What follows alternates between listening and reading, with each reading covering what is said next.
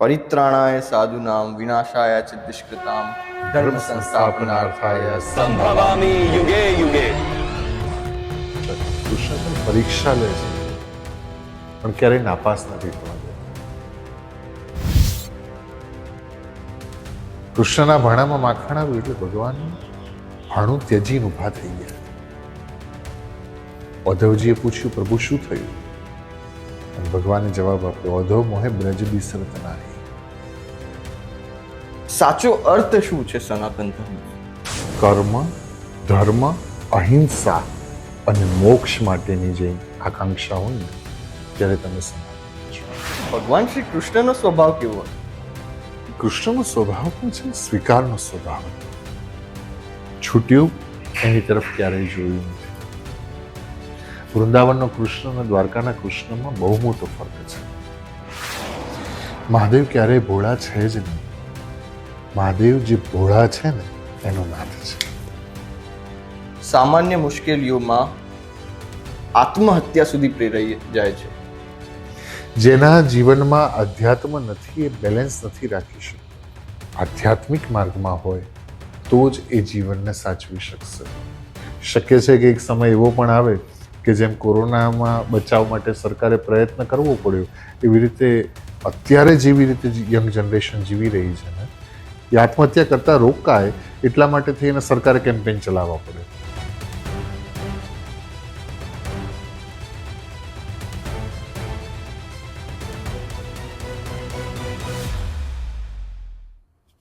જેનું બાળપણ કથામય અને ભગવાનમય હતું, જેમને ધોરણ 3 થી માતા સરસ્વતીનો સાથ મળ્યો, માત્ર 16 વર્ષની ઉંમરે જેમનો વ્યાસપીઠ સાથે સંગ થયો, જેમના પરિવારે અને માતા પિતાએ સંસ્કારમાં ભગવાન શ્રી કૃષ્ણની આંગળી પકડાવી, અને જે પોતાના સમયનો મહત્તમ સમય યુવાનો અને તમામ લોકોને કથામય બનાવવા ખર્ચી રહ્યા છે, તેવા કથાકાર ડોક્ટર કર્ણવ શાસ્ત્રીજી, આપનું ખૂબ ખૂબ સ્વાગત છે.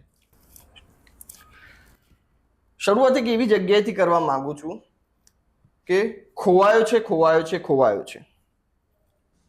મનુષ્ય માનવતાની માયા જાળ રચતા રચતા, નૈતિકતાનું નાટક કરતા કરતા આ વૈભવી દુનિયામાં ખોવાઈ ગયો છે.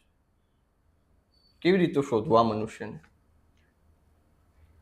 દુનિયાની ધૂળમાં જે ખોવાઈ ગયો એને જ ઓળખતું એ જ છે તું. વ્યક્તિ છે ને દુનિયાની ધૂળમાં ખોવાઈ ગયો છે. એક દી મુજને કહ્યું તું કોઈએ બહુ શાનમાં કે કોઈ ના જાણે જગતમાં, એ કળા છે જિંદગી. વ્યક્તિએ કળા શીખવી પડે જીવવાની. વ્યક્તિ છે ને ખોવાઈ ગયો છે. બહુ એક જૂનું આપણે ત્યાં ગવાતું હતું, ભીતરનો ભેરું મારો આત્મો ખોવાયો, અને વાટે રે વિસામો લેતા કોઈએ જોયો હોય તો કહેજો. એક બહુ સરસ કવિતા મેં શરૂઆતમાં ગાતો હતો કે પાદર મંદિરમાં ઝાલર અંબાઈ નહીં તોય હું વગાડવાને જાતો, અને આજે થઈ ગયો એવડો હું મોટો કે મંદિરમાં નથી હું સમાતો. ભાવ ઉકલી કરીને મારી માને બીવડાવતો, ખોટો ખોટો હું સંતાતો, આજે સંતાયો મુજથી હું એટલો કે મને નથી હું દેખાતો. તમે કવિતાથી શરૂઆત કરો ને એટલે પછી અહીંયા સ્પાર્ક જ આપવો પડે છે. વ્યક્તિ છે ને પોતાનાથી ખોવાઈ ગયો છે. ક્યાંક આડંબરમાં, ક્યાંક ધૂળમાં, કોઈ દેખાવની ઝાંખપમાં. આજે 4K ક્લિયરિટીની વાત કરીએ છીએ, HD ક્લિયરિટીની વાત કરીએ છીએ, પણ વ્યક્તિ પોતાની ઝાંખપમાં ખોવાઈ ગયો છે. એ HDની પાછળ ઝાંખપ એટલી બધી છે કે પોતે જ પોતાને નથી દેખાતો. એ 4Kની પાછળ ઝાંખપ એટલી થઈ ગઈ છે કે વ્યક્તિ પોતે પોતાને ક્યારે દેખાતો નથી. વ્યક્તિ જ્યારે સ્વચિંતન, હું હંમેશા એક વાક્ય કહું છું, તમારે ઇટર્નલ સુધી પહોંચવું હોય ને તો પહેલા ઇન્ટરનલ યાત્રા શરૂ કરવી પડે. ઇન્ટરનલની યાત્રામાં જે ગયો એ જ ઇટર્નલ સુધી પહોંચશે, અને જેણે ઇન્ટરનલ યાત્રા નથી કરીને એ ક્યારેય કશું જ નહીં મેળવી શકે અને ક્યારેય કશું જ નહીં મળે. તો વ્યક્તિએ છે ને ક્યારેક વિચાર કરવો પડે, અને વિચાર કરવો જોઈએ કે હું ક્યાં છું. સાચી સ્થિતિ તો એ છે કે ભીડ મેં અકેલા ઓર અકેલે મેં મેલા.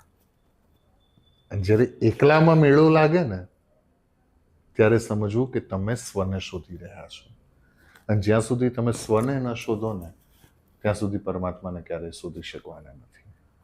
અને એટલે ભગવાન શંકરાચાર્ય એમ કહ્યું કે કસ્ત્વમ કોહમ કુત આયાત કામે જનની કોમે તાત. એકચ્યુઅલમાં હું કોણ અને હું ક્યાંથી આવ્યો એનો વિચાર કરવો જોઈએ. Who I am, why I am here, and what I have to do. મારે શું કરવું જોઈએ? આ પ્રશ્નોના પ્રવાસે તમે નીકળો ને, હું કોણ, હું કોનો, અને મારે શું કરવું, અને ત્યારે મનુષ્ય તરીકે જીવે છે. બાકી બાય બોર્ન મનુષ્ય હોવું, જન્મથી મનુષ્ય હોવું અને જીવન મનુષ્યનું હોવું, એ બંનેમાં બહુ ફરક છે. એટલે આસ્ક યોર સેલ્ફ કે હું માણસ તરીકે જન્મ્યો ખરો, પણ શું માણસ તરીકે જીવું છું? આ પ્રશ્નોના પ્રવાસે તમે નીકળશો ને ત્યારે તમે પોતાને શોધી શકશો. આ પ્રશ્નોના જવાબ શોધવાનો પ્રયત્ન કરવો. જેમ આપે કહ્યું કે અંદરથી શરૂઆત કરવાની છે, કારણ કે અત્યારે માણસ અંતરિક્ષમાં પણ પહોંચી ગયો, દરિયાના છેડે પણ પહોંચી ગયો, કદાચ વિશ્વમાં પહોંચી ગયો, પણ અંદર જે આખું સંસાર વિકસી રહ્યો છે, અંદર જે ચાલી રહ્યું છે, એ સમજી પણ નથી શકતો, એમાં ઉતરી પણ નથી શકતો. જ્યાં સુધી ઉતરે નહીં ત્યાં સુધી મોતી મળવાનો નથી. જો તમારે એકચ્યુઅલમાં મોતી જોઈતું હોય ને તો તમારે ઇન્ટરનલ આંતરિક યાત્રાએ નીકળવું પડશે, અને જે આંતરિક યાત્રાએ નીકળશે એ જ પરમાત્મા સુધી પહોંચી શકશે. તો આંતરિક યાત્રા જેનો છે ને એના સુધી પહોંચવું પડશે.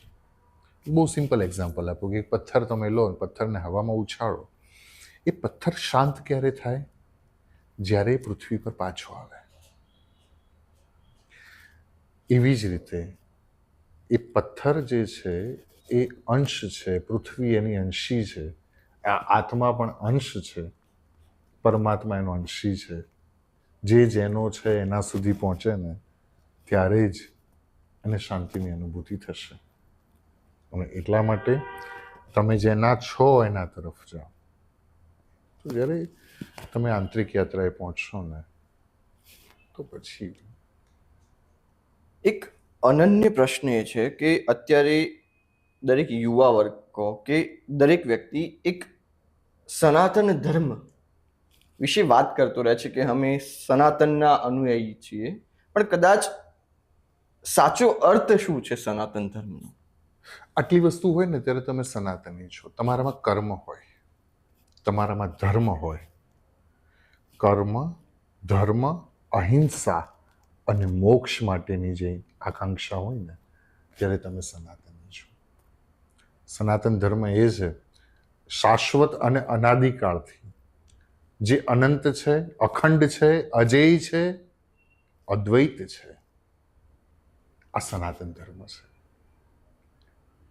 જે અનંતની યાત્રા તરફ પ્રેરે છે, અનંતની યાત્રા તરફ લઈ જાય છે. જે અખંડ છે, જે શાશ્વત છે ને એ સનાતન છે.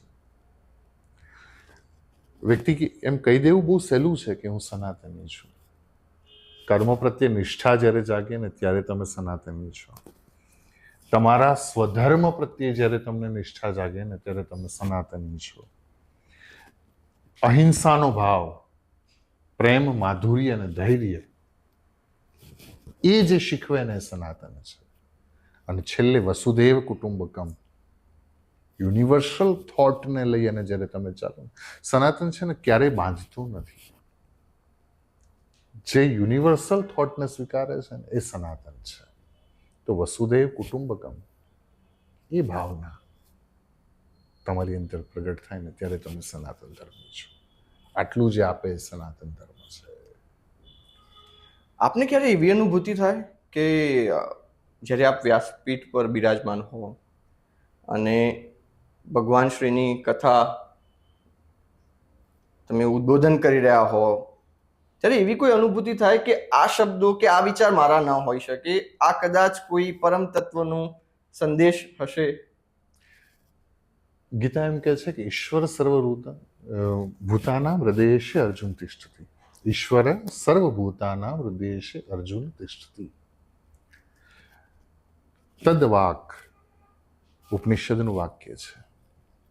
તદવાક અનુભાષતે, એ તમારા હૃદયની ભીતર રહીને બોલે છે. હું હંમેશા કહું છું કે ક્યાંક ભૂલ થાય ને તો એ મારી હોય છે, પણ જ્યારે કોઈ શ્રોતા મને એમ કહે ને કે ખરેખર બહુ આનંદ આવ્યો, અને એ વખતે એ ઈશ્વર બોલ્યો હોય ને, કારણ કે ઘણી વખત એવું થાય કે આ કંઈ મારી તૈયારી નથી. પઢીને પંડિત બની શકાય, કથાકાર ન બની શકાય. એ તો યોનતઃ પ્રવિશ્ય મમ વાચમિમામ પ્રસુપ્તામ સંજીવયત્ય અખિલ શક્તિધર સ્વધામના. જ્યારે તમારી જીભે એ બોલતો હોય ને ત્યારે તમે કથા કરી શકો. તો મને તો હંમેશા હું એ જ અનુભૂતિથી ચાલું છું કે તદવાક અનુભાષતે, એ ક્યારેક મારાથી જ બોલાવે છે. કારણ કે આપણી માનસિકતા, આપણા મનથી ને આપણા મગજથી ઉપરના શબ્દો જ્યારે નીકળે ને ત્યારે ખરેખર શ્રીહરિ બોલતો હોય છે. સૂફી એક બહુ સરસ વાત છે. ઘણી વખત એવું થાય કે હું તમારી આગળ કંઈક કહેતો હોઉં, એ મને ખબર ન હોય કે આ મેં ક્યારેય વાંચ્યું પણ ન હોય, મેં ક્યારેય એનો અભ્યાસ ન કર્યો હોય. ક્યારેક તો એવું બને છે કે મેં ક્યારેય સાંભળ્યું પણ ન હોય, અને છતાંય એ વાક્ય અહીંથી નીકળતું હોય છે. તો એ વખતે હું વિચાર કરું છું કે આ તદવાક અનુભાષતે, ઉપનિષદનું સૂત્ર છે, એ જ તમારા હૃદયની ભીતરથી બોલે છે. ભાગવતના દ્વિતીય સ્કંદમાં એમ લખ્યું છે, સ્વદેહાત હૃદયાવકાશે પુરુષમ વસંતમ. એ હૃદયની ભીતરથી એ જ બોલતો હોય છે. ભગવાને ગીતામાં એમ કહ્યું છે કે બુદ્ધિમાનોમાં બુદ્ધિ હું છું, એ પરમાત્મા જ બોલતો હોય છે. સૂફી એક વાક્ય છે કે શબ્બર રહા ખ્યાલ મેં તકિયા ફકીર કા, इसलिए मैं सुनाता हूँ दिन भर किस्सा फकीर का. એ જ મને શીખવાડી જાય છે. ક્યારેક એ અનુભૂતિ, હું જ્યારે વ્યાસપીઠ પર રહું ને ત્યારે એ અનુભૂતિ સાથે કે ક્યારેક મારા માથા ઉપર કોઈક હાથ ફેરવતું હોય છે અને હું બોલતો હોઉં છું. તો અને એક સમર્પિત વક્તા હોય ને, દેર ઇઝ મોર ડિફરન્ટ. એક પંડિત વક્તા અને એક સમર્પિત વક્તા. સમર્પિત વક્તા હોય ને ત્યારે એની ઉપર એની બુદ્ધિનું કૌશલ્ય નથી હોતું. સમર્પિત વક્તા જ્યારે હોય ને ત્યારે એની પંડિતાઈ નથી હોતી. સમર્પિત વક્તા જ્યારે કથા કરે ને ત્યારે એની ઉપર રાધા રાણીની અને કૃષ્ણની કૃપા હોય છે, અને એ જ એને સાચવતો હોય છે. તો મને છે ને વ્યાસપીઠ રાધા રાણીનો ખોળો લાગે છે. અને એક બાળક જેમ માના ખોળામાં બેઠા પછી નિશ્ચિત થઈ જાય કે હવે મને કોઈ કશું નહીં કહે, હવે રાઈટ નાઉ આઈ એમ સેફ. બસ એવી જ રીતે વ્યાસપીઠ પર બેઠા પછી મને એવું લાગે કે હવે હું રાધા રાણીના ખોળામાં છું, અને હવે એ મને સાચવશે. તો વ્યાસપીઠ વાલી રે મારે વૈકુંઠ નહીં જાવું, ત્યાં કૃષ્ણ ક્યાંથી લાવું. વ્યાસપીઠ પ્રત્યે મારો ભાવ છે. એક એવું વાક્ય પણ છે ને કે जिस मन में राधा बसे उस मन में कृष्ण को तो आना ही था. એ જ છે. એ આહલાદીની શક્તિ છે. એ ભાવના સાથે બેસતા હોઈએ છીએ, એ ભાવના સાથે કથાનું કથન કરતા હોઈએ છીએ. વ્યાસપીઠ પરમાત્મા સાથેનું કનેક્શન છે. વ્યાસપીઠ શ્રોતાના હૃદયમાં રહેલા પરમાત્મા સાથે વક્તાનું કનેક્શન છે. મારી દ્રષ્ટિએ કથા છે ને એ ઈશ્વર શ્રોતા હોય ચાહે વક્તા હોય, તો કથા એ ઈશ્વર પ્રત્યેની એકતા એ કથા છે. કથા એટલે ઈશ્વર સાથેનું એકાંત એ કથા છે. તમે એમ જોતા હોય કે લાખો માણસ બેઠા છે કે હજારો માણસ બેઠા છે, ના એ કથા નથી. તમારે ઈશ્વર સાથેની એકતા હોય ને એ કથા છે. આપની કથામાં જે ઉપસ્થિત રહ્યા છે એમના એવા વિચારો હોય છે કે જ્યારે શાસ્ત્રીજીની કથામાં હોઈએ ત્યારે એવું લાગે કે આ હજારો પબ્લિકને નહીં, શાસ્ત્રીજી અમને પોતાને કથા કહે છે. વ્યાસનું એક આશીર્વાદ છે વક્તા ઉપર. વક્તા જ્યારે વ્યાસપીઠ પર બેસે ને ત્યારે પરકાયા પ્રવેશ કરીને બેસતા હોય. પરકાયા પ્રવેશ એટલે હું એવું નહીં કહું, નહીં તો એ ચમત્કારનો વિષય થઈ જશે કે ઈશ્વર એનામાં આવે છે. ઈશ્વર વક્તામાં આવે કે ના આવે, પણ ચોક્કસ ભગવાને એ ગોઠવણ કરેલી છે કે વક્તા શ્રોતાના હૃદયની ભીતર પહોંચી શકે. અને કૃષ્ણના અને વ્યાસના આશીર્વાદ છે. અને એટલા માટે ક્યારેક ઘણા લોકો મને એવું કહે કે અમે ખાલી વિચારતા હતા, કોઈને કહ્યું નહોતું, એનો જવાબ આજે અમને મળી ગયો. તો એક ઈશ્વરની ગોઠવણ છે, એ વ્યાસપીઠનો પ્રભાવ છે કે ભાઈ કોઈક કંઈક વિચારે છે, કોઈને કંઈક એની પોતાની ડિફિકલ્ટી છે, એની પોતાની મુશ્કેલી છે, એનો પોતાનો પ્રશ્ન છે, અને વ્યાસપીઠ પરથી એને જવાબ મળતો હોય છે. મને યાદ છે હું નાનો હતો ને ત્યારે એક આશ્રમમાં જતો હતો. ઠાકોરજીનું સ્વરૂપ એ આશ્રમમાં પૂજામાં, અને એની માળા બધા બનાવવા માટે બેસે. અને એ સમયે હું કોઈના ખોળામાં બેસી અને મને આવડતું નહોતું, હું પ્રયત્ન કરતો હતો. મારા ગુરુ મહારાજની સમાધિ જ્યાં છે ત્યાં પ્રદક્ષિણા કર્યા કરતો હતો. હું એવું માનું છું કે એ જ કૃપા મારી પર છે. નહીતર તો એમ કહ્યું છે કે જન્માંતરે ભવેત પુણ્યમ તથા ભાગવતી લભેત. તો એ કૃપા છે. મેં એક વાક્ય, એક સ્ટેટમેન્ટ હંમેશા આપ્યું છે કે કથાથી ઈશ્વર મળે એવું નથી. કથાથી ઈશ્વર મળે એવું નથી, પણ જેને ઈશ્વર મળવાના હોય ને એને કથા મળે છે. કથા સાધન નથી. મોટે ભાગે એવી રીતે નહીં બધા કહેતા હોય કે કથા સાંભળવાથી શું ભગવાન મળી જશે. અરે ભગવાન મેળવવા માટે કથા છે જ નહીં. ભગવાન મેળવવા માટે કથા નથી. કૃષ્ણને મેળવવા કથા નથી. એ તો કૃષ્ણ જેને મળ્યો હોય ને એને કથા મળે. ઠાકોરજી જેને મળ્યા હોય ને એને કથા મળે. રાધા રાણીની કૃપા મેળવવા માટે કથા નથી. રાધા રાણીની કૃપા જેને મળી હોય એને કથા મળે. તો કથા સાધ્ય છે, સાધન નથી. બહુ શોર્ટમાં એક ડેફિનેશન આપી દઉં ને કથાની, તો કૃષ્ણ સાથેનું એક કોન્ટ્રાક્ટ કથા છે. ઘણા લોકો નહીં એમ કહે કે કથા બહુ સાંભળીને પછી એ પ્રમાણે ના કર્યું તો શું થશે. આવી જનરલ ડિસ્કસ ચાલતી હોય. ઘણી વખત કોઈ વિડીયો બનાવીને એમ કહી દે કથા સાંભળવાથી શું થાય. ના, કથા છે ને કમિટમેન્ટ છે. શ્રદ્ધાનો હો વિષય ત્યાં પુરાવાની જરૂર નથી. કુરાનમાં તો ક્યાંય પૈગંબરની સહી નથી. કથા તમારી કૃષ્ણ સાથેનું કમિટમેન્ટ એ છે કે કથા સાંભળીને તમે એ પ્રમાણે વર્તશો, એ પ્રમાણે કરી શકશો, તો તમે કૃષ્ણ સુધી પહોંચશો. અચ્છા, એટ ધ સેમ ટાઈમ માનો કે કથા સાંભળીને આપણે એ પ્રમાણે નથી વર્તી શકતા, કારણ કે છેવટે હું તમે બધા સંસારી જીવ છીએ, આપણે એ નથી કરી શકતા, તો શું થશે? ક્યારેક જાહેરમાં આવું પૂછું ને એટલે બધા એમ કે નર્કમાં જવાશે, પુણ્ય નહીં મળે, પાપ લાગશે, વગેરે વગેરે વગેરે. ના, તમે કેવળ કથા સાંભળો છો, કદાચ આ સંસારના ચક્રમાં કદાચ આપણાથી પ્રમાણે નથી વર્તી શકાતું, તો કૃષ્ણનું એક કમિટમેન્ટ છે કે હું તારા સુધી પહોંચીશ. એટલે બંને પક્ષે ફાયદો છે. તો રાધા કૃષ્ણની રમત એ જ કથા છે. નહીં, રાધાની એક રમત હતી કે હું હારું તો હું તમારી, અને તમે હારો તો તમે મારા. કૃષ્ણ સાથેનું કમિટમેન્ટ એ કથા છે. રાધા કૃષ્ણની વાત નીકળી છે. રાધાજીને વિરહની વેદના કદાચ સામાન્ય માણસ તરીકે સમજવી મુશ્કેલ છે, કારણ કે જે હજી સુધી રાધા કૃષ્ણનું નામ છે, પરંતુ લગભગ લાંબા સમય સુધી કૃષ્ણ ભગવાન અને રાધાજી સાથે રહી જ નથી શક્યા.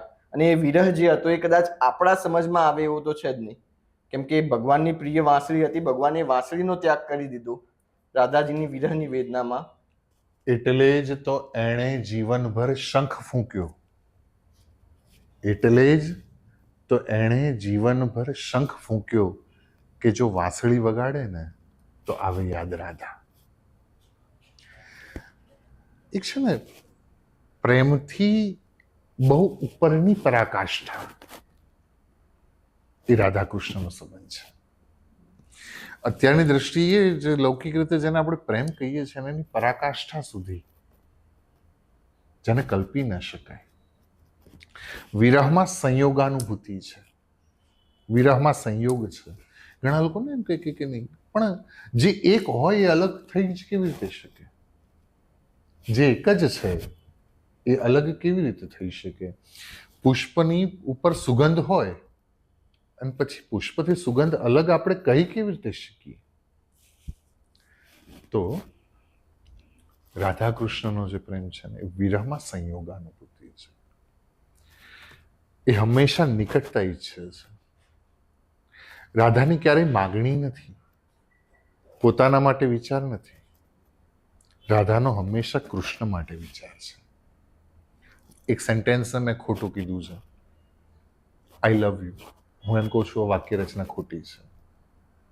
આઈ લવ યુ આ વાક્ય રચના મારી દ્રષ્ટિએ ખોટી છે, કારણ કે જ્યાં આઈ હોય ને ત્યાં લવ હોય જ ન શકે. જ્યાં આઈ હોય ત્યાં લવ ન હોઈ શકે.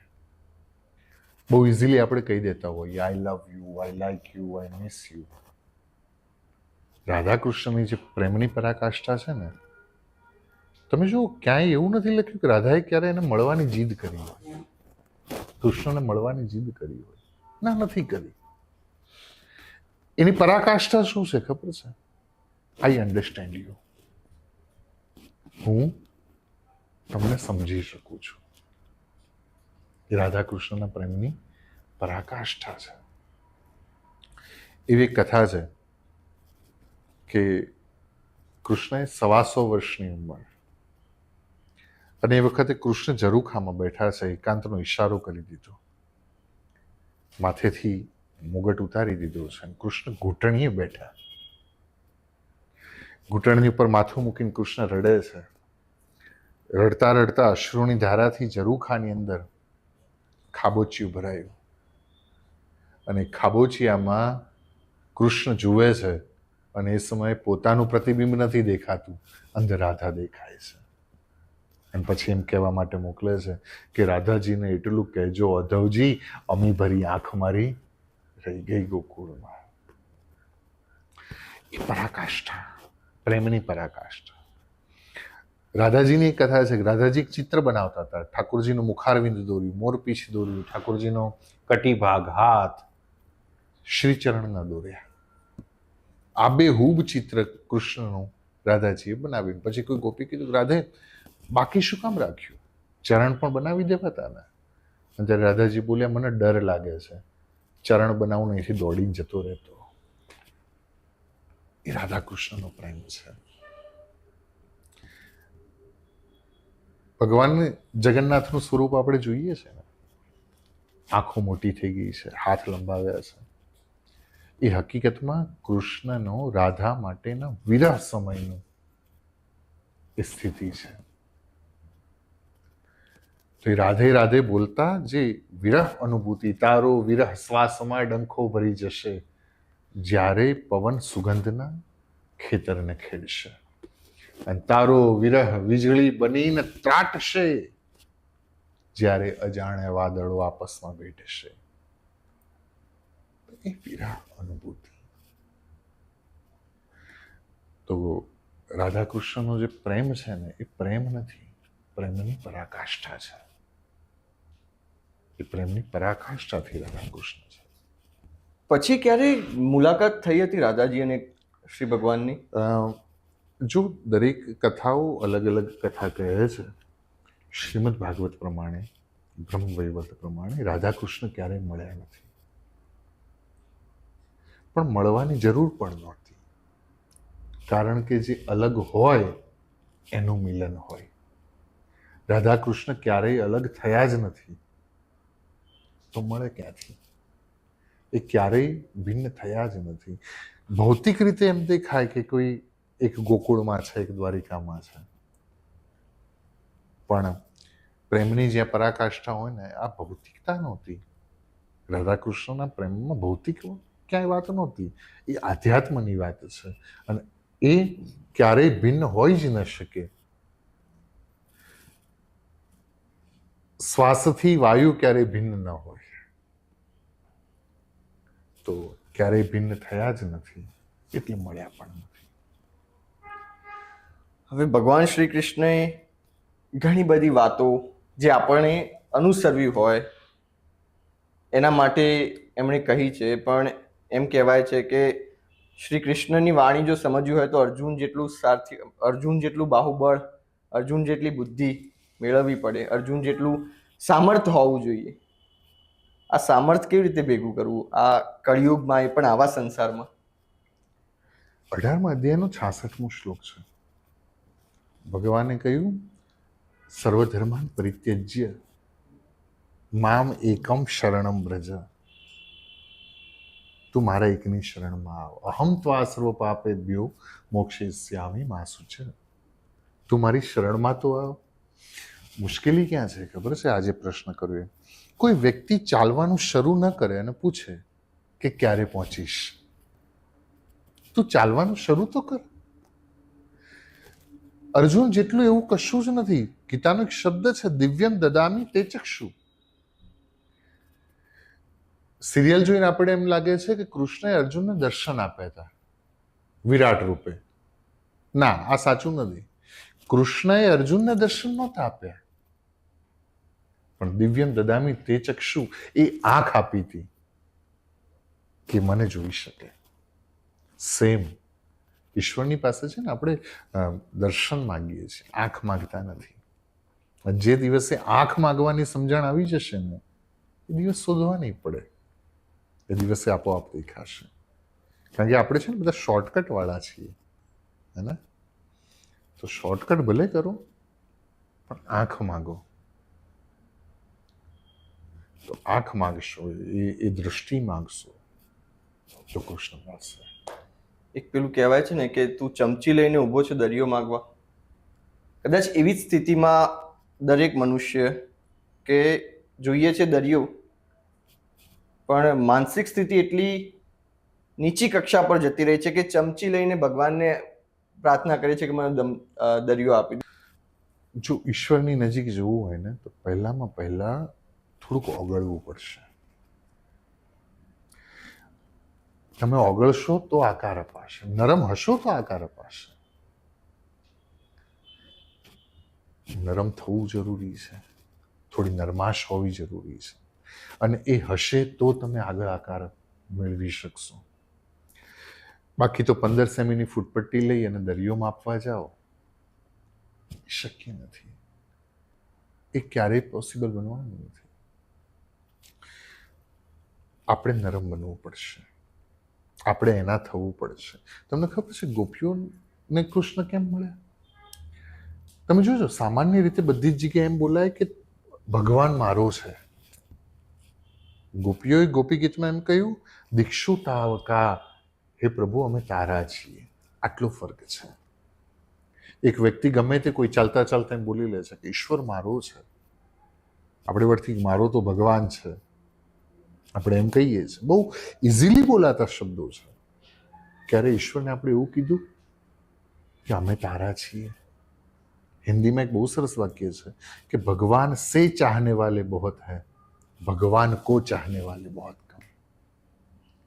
ક્યારેક પોતાને પૂછવું જોઈએ કે આપણે જ્યારે જ્યારે મંદિર આગળ હાથ જોડ્યા ત્યારે એમ કહ્યું કે મારે આ જોઈએ છે, આ જોઈએ છે, આ જોઈએ છે. એક પણ વાર આપણે હાથ જોડીને એમ કીધું કે આજે બીજું કશું નહીં, આજે મારે તું જોઈએ છે. આજે બીજું કશું જ નહીં, આજે મારે તું જોઈએ છે. આપણે છે ને ઈશ્વરને પોતાની શરતોમાં બાંધીએ છીએ, અને જ્યારે ઈશ્વરને પોતાની શરતોમાં આપણે બાંધીએ છીએ ને ત્યારે આપણે એનાથી એટલા જ દૂર જઈએ છીએ. એક બહુ સરસ વાત છે, ઉત્તર મહાભારતનો એક પ્રશ્ન આવે છે કે દ્રૌપદી કૃષ્ણને પૂછે છે કે તમે આવતા કેમ વાર કરી? ભરી સભામાં મારું વસ્ત્રાહરણ થતું હતું, તમે આવતા કેમ વાર કરીને? ત્યારે કૃષ્ણ કહે છે કે દ્રૌપદી યાદ કર, તે શરત મૂકી હતી કે હું બોલાવું ને ત્યારે આવજે. આપણી ભૂલ ક્યાં થાય છે સમજવાનું છે. દ્રૌપદી તે શરત મૂકી હતી કે હું બોલાવું ને ત્યારે આવજે. તને જ્યારે ભરી સભામાં લાવવા માટે પહેલી વખત તારો હાથ પકડ્યો ને કૌરવ, એ વખતે હું હસ્તિનાપુરના મહેલના ઉમરાની આગળ આવીને ઊભો હતો. દ્રૌપદી તે જાતે છોડાવવાનો પ્રયત્ન કર્યો, મને ન બોલાવ્યો, અને શરત શું હતી? હું બોલાવું ત્યારે આવજે. દ્રૌપદી ભરી સભામાં જ્યારે તને લઈ જાય છે ને એ વખતે મને એમ થયું કે હવે મને બોલાવી લેશે, એટલે મેં પગ ઊંચો કર્યો ઉમરો ઓળંગવા માટે. મને એમ હતું કે હવે કૃષ્ણ બોલશે. દ્રૌપદી તે ધૃતરાષ્ટ્રના પગ પકડ્યા, અંધના પગ પકડ્યા, પણ તને હું યાદ ના આવ્યો. દ્રૌપદી ધૃતરાષ્ટ્ર કઈ ન કરે છે ને, કશું જ ન કર્યું ને ધૃતરાષ્ટ્રે, એ પછી તે બીજા ઋષિઓના પગ પકડ્યા. તું પિતામહ ભીષ્મ પાસે ગઈ, તે મને યાદ ન કર્યો. દ્રૌપદી તે બોલાવવામાં વાર કરી. અને દુશાસને જ્યારે સાડીનો છેડો પકડવા ગયો ને ત્યારે અંદરના ભાગે મેં પગ પધરાવી દીધો તો હું પગ નીચે અડાડું એની તૈયારી હતી. મને એમ કે એક વાર કૃષ્ણ બોલે, તે મને યાદ ન કર્યો. તે સાડીનો છેડો પકડી રાખ્યો અને તું પાંડવોની પાસે મદદ માંગવા ગઈ. દ્રૌપદી, હું તો એ જ વખતે આવવા તૈયાર હતો, તારી શરતે મને બાંધેલો. હું એ જ સમયે, જો તે શરત ન રાખી હોત તો આવી ગયો હોત. તે એ જ સમયે શરત રાખીને મને બાંધ્યો હતો. દ્રૌપદી, વસ્ત્ર ખેંચાતા હતા ને એ વખતે તું બૂમો પાડતી હતી, અને તું કુંતાજીને કહેતી હતી, તું ગાંધારીને કહેતી હતી. તે મને ન, અને તે હાથ જોડ્યા તો દુર્યોધન, દુશાસન અને શકુનીની સામે જોડ્યા હતા. હજી તને હું યાદ નહોતો આવ્યો, અને મારે તો આવવું હતું, તે મને શરતથી બાંધ્યો હતો. વસ્ત્ર ખેંચાતા ગયા અને છેલ્લી ગાંઠ ખૂલવાની તૈયારી હતી ને ત્યારે દ્રૌપદી તું એમ બોલી કે દ્વારિકાથી કૃષ્ણ આવો, તને ભરોસો નહોતો કે હું આવીને ઊભો હોઈશ. અને તેમ કહ્યું દ્વારિકાથી કૃષ્ણ આવો એટલે તારા ઉમરા પર ઉભેલો. હું દ્વારિકા જઈ અને પાછો આવ્યો. કેટલી વારમાં કુ બોલાયું ને ત્યારે હું દ્વારિકા હતો, અડધો શ બોલાયો ને ત્યારે હું ત્યાં હાજર હતો, ને અણ બોલાયો ને ત્યારે તારા વસ્ત્ર પૂરતો હતો. દ્રૌપદી, બોલાવવામાં વાર તે કરી, શરતોમાં તે મને બાંધ્યો, મેં વાર નહોતી કરી. આ કૃષ્ણ છે. વ્યક્તિ પોતાની શરતોથી, હું ને તમે જ્યાં શરતોથી ઈશ્વરને બાંધીએ છીએ ને ત્યાં આપણે ઈશ્વરથી દૂર હોઈએ છીએ. અનકન્ડિશનલ ઈશ્વરના થાવ, શરત વગર, બિન શરતી ઈશ્વરના થાવ, અને ત્યારે ઈશ્વર તમારા સમીપ છે. એમ કહેવાય છે કે જે સંસારમાં એક તરણું પણ હલે છે તો એ ભગવાનની ઈચ્છા અનુસાર થઈ રહ્યું છે. શું એમાં આપણી ઈચ્છાથી આપણે કંઈ કરી શકીએ? ચોઈસ ભગવાને મૂકી છે. એક થાળી તૈયાર કરીને આપવી એ ઈશ્વરની ઈચ્છા છે. જમવું એ આપની ઈચ્છા છે. તો ઈશ્વરની મારી મરજી વિના રે, કોઈથી ત્રણલું ન તોડે, એક તૃણ નહીં તૂટે. પણ એને કયા અર્થમાં આપણે, કોઈ પણ વાત છે ને સર્વદેશી ન હોઈ શકે. આપણી વસ્તુ કેવી છે કે મોટે ભાગે આપણને જે ગમતું હોય ને એમાં એ વાતને ગોઠવી દઈએ છીએ. આપણે જે કરવું હોય ને એ વાતને કોઈ ખોટું કરે ને પછી એમ કે તું ભગવાનની ઈચ્છા હતી. ના, એ નથી, એ વાતમાં નથી. તો થાળી ઈશ્વરે તૈયાર કરીને આપી છે, એમાંથી શું જમવું અને શું નથી જમવાનું એ આપણી ઉપર છોડ્યું છે. અને એટલે જ કર્મ પ્રધાન વિશ્વ કરી રાખા, જો જસ કરહી તસુ ફલ ચાખા. તો ઈશ્વરે કર્મને પ્રાધાન્યતા આપી છે. ભગવાન શ્રી કૃષ્ણની વાત ચાલી રહી છે. હવે એક પ્રશ્ન એક એવો ઊભો થાય કે ભગવાનનું સાચું સ્વરૂપ શું છે? અર્જુનને દર્શન આપ્યા એ, સુદામાના મિત્ર હતા એ, રાધાજીના કૃષ્ણ હતા એ, કે મીરાબાઈના કૃષ્ણ હતા એ, શબરીના રામ હતા એ, એનું સાચું સ્વરૂપ શું છે? કબીરા કુવા એક હૈ પનિહારી અનેક, બર્તન સબ ન્યારે ભય બાકી પાણી સબ મેં એક. ઘાટ ઘડિયા ને પછી નામરૂપ ઝૂંઝવા, અંતે તો હેમનું હેમ હોય. વેદ જેને નિરાકાર બ્રહ્મ કહે છે એ પણ એ જ છે. ભક્ત માટે થઈ સગુણ અને સાકાર થાય એ પણ એ જ બ્રહ્મ છે. ગોપીઓની આગળ નાચતો કૃષ્ણ પણ એ છે અને સીતાના વિરહમાં ઝૂરતા રામ પણ એ જ છે. એ તો બ્રહ્મ લટકા કરે બ્રહ્મ સાથે. પરમાત્માનું સ્વરૂપ એવું છે ને જેનો આદિ નથી, મધ્ય નથી અને અંત નથી. સચ્ચિદાનંદ એ પરમાત્માનું સ્વરૂપ છે. પછી તમને જે રૂપમાં ગમે છે એ રૂપમાં તમે ભજો, પણ છેવટે તો એ એક જ છે. એ પરમાત્માનું સ્વરૂપ શું છે એ જો ઓળખવું હોય ને તો અહમ બ્રહ્માસ્મિ, જે અષ્ટાવક્ર ગીતાનો સિદ્ધાંત છે.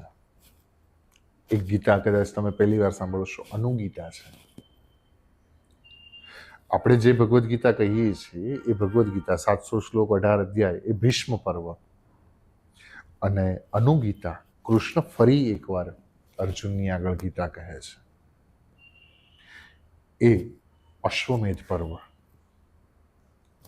એ ગીતા અનુગીતા. તો પરમાત્મા જ સચ્ચિદાનંદ રૂપ એનું છે, જે કણકણમાં છે. બીજા બધા જ ધર્મોમાં એમ કહે છે કે બધું ભગવાનનું છે. આપણે ત્યાં સનાતન ધર્મની એક અલગ વ્યાખ્યા છે. બધું ભગવાનનું છે અને બધામાં ભગવાન છે. બધું જ ભગવાનનું છે. Everything is his and everything is he.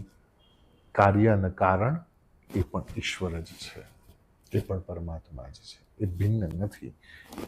એ આપણી સનાતન ધર્મની મૂળ વિચારધારા છે. બીજું એક, મહાભારતમાં મહારથી કર્ણના પાત્રને લઈને ઘણા મતભેદ, કદાચ જે આ ભાગવત કે મહાભારત આપણે જે ટીવીમાં આવ્યા પછી ઘણા મતભેદ મહારથી કર્ણના ખાસ પાત્રને લઈને, કે દાનવીર હતા છતાં પણ એવા પક્ષમાં બેઠા. બીજા ઘણા મતભેદ કે એમના સાથે નાઇન્સાફી થઈ, ભગવાન શ્રી કૃષ્ણએ પણ છળ કર્યું એમના સાથે. આપના શું વિચાર છે મહારથી કર્ણના રૂપમાં? કર્ણ છે ને બહુ ટ્રેજેડી વાળું પાત્ર છે.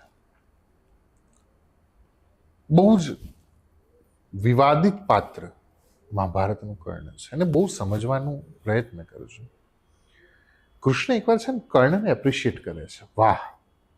અને ક્યારે કરે છે?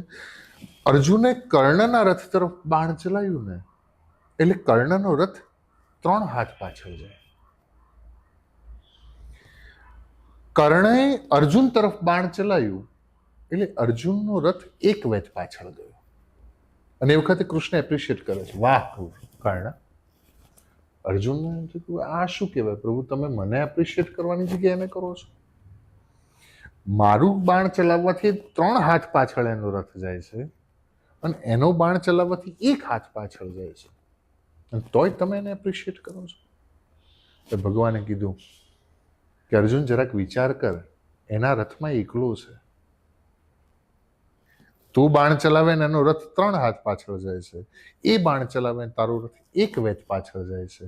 પણ તું વિચાર કર કે એના રથમાં તારા રથમાં ફેર શું છે કે સ્વયં હું બેઠું છું, તારી ધજા ઉપર હનુમાનજી બેઠા છે, તું છું, અને છતાંય એ રથને 1 વેચ પાછળ કરવો એ કોઈ સામાન્યનું કામ નથી. અત્યારે તો મને તારા કરતા વધારે સારું ધનુર્વિદ્યા એની લાગે છે. શ્રી કૃષ્ણ વાચ. ધનુર્વિદ્યા એની પાસે હતી, પણ એક ફર્ક છે વેલ એજ્યુકેટેડ હોવામાં અને હાઈ એજ્યુકેટેડ હોવામાં. એ સમયે કર્ણ હાઈલી એજ્યુકેટેડ પોતાને સાબિત કરે છે, વેલ એજ્યુકેટેડ સાબિત નથી થઈ શકતો. કેમ? એણે સહારો લીધો અધર્મનો. એની નિષ્ઠા હતી, પણ નિષ્ઠા ક્યાં ગઈ? દુર્યોધન જેવાની પ્રત્યે નિષ્ઠા હતી ને, અધર્મ પ્રત્યે નિષ્ઠા ગઈ એની. એ કારણ એના મૃત્યુનું. કર્ણ જ્યારે મૃત્યુના સમય આવે છે ને, એ સમયે કૃષ્ણને પૂછે છે કે મને આજીવન અન્યાય શું કામ? ત્યારે ભગવાને કીધું, કયો અન્યાય? કર્ણ કહે છે કે જન્મતાની સાથે મારે મારી જનેતાને છોડવી પડી. મને રાધા અને અગિરથ આ બંને જણાએ મારું પાલન કર્યું. મને અન્યાય થયો. ભરી સભામાં દ્રૌપદીએ મારું અપમાન કર્યું. મને અન્યાય થયો. અને ત્યારે કૃષ્ણ એને અધર્મ ગણાવે છે. ભગવાને એને કહ્યું કે કર્ણ, તારા અધર્મને યાદ કર. તને ખબર હતી કે ધર્મ ક્યાં છે, છતાંય તું દુર્યોધનના પક્ષે ગયો. તને ખબર હતી કે દ્રૌપદીનું વસ્ત્રાહરણ થાય છે ને એ વખતે તું ચૂપ રહ્યો. તને ખબર હતી કે ખોટું શું છે, સાચું શું છે, અને છતાંય તું ખોટાની તરફ રહ્યો ને, એટલી તારી આ દશા છે. તો કર્ણે પૂછ્યું, પણ મને અન્યાય થયો એનું શું? ત્યારે ભગવાન કહે છે કે તું એ વાત કરે છે, તને દુઃખ પડ્યું એ વાત કરે છે? કર્ણ દુઃખમાં પણ, મુશ્કેલીમાં પણ અને સંયોગ અને સંજોગોમાં પણ ધર્મને જાળવવો ને એ મૂળ કર્મ છે. તું એમ કહે છે કે મારે જનેતાને છોડવી પડી, તો શું મારે નહોતી છોડવી પડી? કૃષ્ણ વાચ. કર્ણ, તું એમ કહેતો હોય કે મારે જનેતાને છોડી, મારી જનેતા છૂટી ગઈ, તો મારે નહોતી છૂટી. કર્ણ, તું એમ કહેતો હોય કે તને દુઃખ પડ્યું ભરી સભામાં, તો મને નથી પડ્યું. મહાભારતના યુદ્ધમાં જો અભિમન્યુને મેં પોતે હણાવ્યો, ઘટોત્કચને મેં પોતે માર્યો, તો શું મને દુઃખ નહીં થયું હોય? અને છતાંય મેં ધર્મનો પક્ષ રાખ્યો. તું અધર્મ તરફ ગયો છો. તો કર્ણનું જે પાત્ર છે ને, ટ્રેજેડી વાળું પાત્ર છે. એ વ્યક્તિની માનસિકતા બતાવે છે. એ પાત્ર જ એટલા માટે છે. જો કથા છે ને, દર્પણ હોય છે, પુરાણ દર્પણ છે. હું વારંવાર એમ કહેતો કે તમે ટીવી સિરિયલ જોઈ કે પિક્ચર જોઈ નક્કી ન કરશો કે who is hero and who is villain. ના, ક્યારેય આપણી કથાઓમાં no one is villain, no one is hero. દર્પણ છે, અને એમાં આપણે પોતાનો ચહેરો જોવાનો હોય છે. ક્યારેક છે ને, આપણે પણ ક્યાંક થોડું ઘણા કારણોને કારણે થઈ અને અધર્મ તરફ જતા રહેતા હોઈએ છીએ. તો એ માનસિકતાને સમજાવવા માટે થઈ અને કર્ણનું પાત્ર મહાભારતમાં છે. બીજો એક પ્રશ્ન એમ છે કે ગાંધારીજીએ જ્યારે ભગવાન શ્રી કૃષ્ણને શ્રાપ આપ્યો કે તમારા કુળનો નાશ થશે જેમ મારા કુળનો નાશ થયો, એમ ભગવાનને દુઃખ થયું હતું? કૃષ્ણ એ જ આ ઈચ્છ્યું હતું. કૃષ્ણ એ જ આ ઈચ્છ્યું હતું. કૃષ્ણ છે ને, બહુ અલગ રીતે એને તરતા આવડે છે. એ અલગ રીતે રહ્યા છે. કૃષ્ણએ કહ્યું મારો ધર્મ છે યદા યદા હિ ધર્મસ્ય ગ્લાનિર્ભવતિ ભારત, જબ જબ હો હિ ધર્મ કે હાનિ. તો જ્યારે જ્યારે ધર્મની હાનિ થાય એ અધર્મનો નાશ કરવો એ મારું કર્મ છે.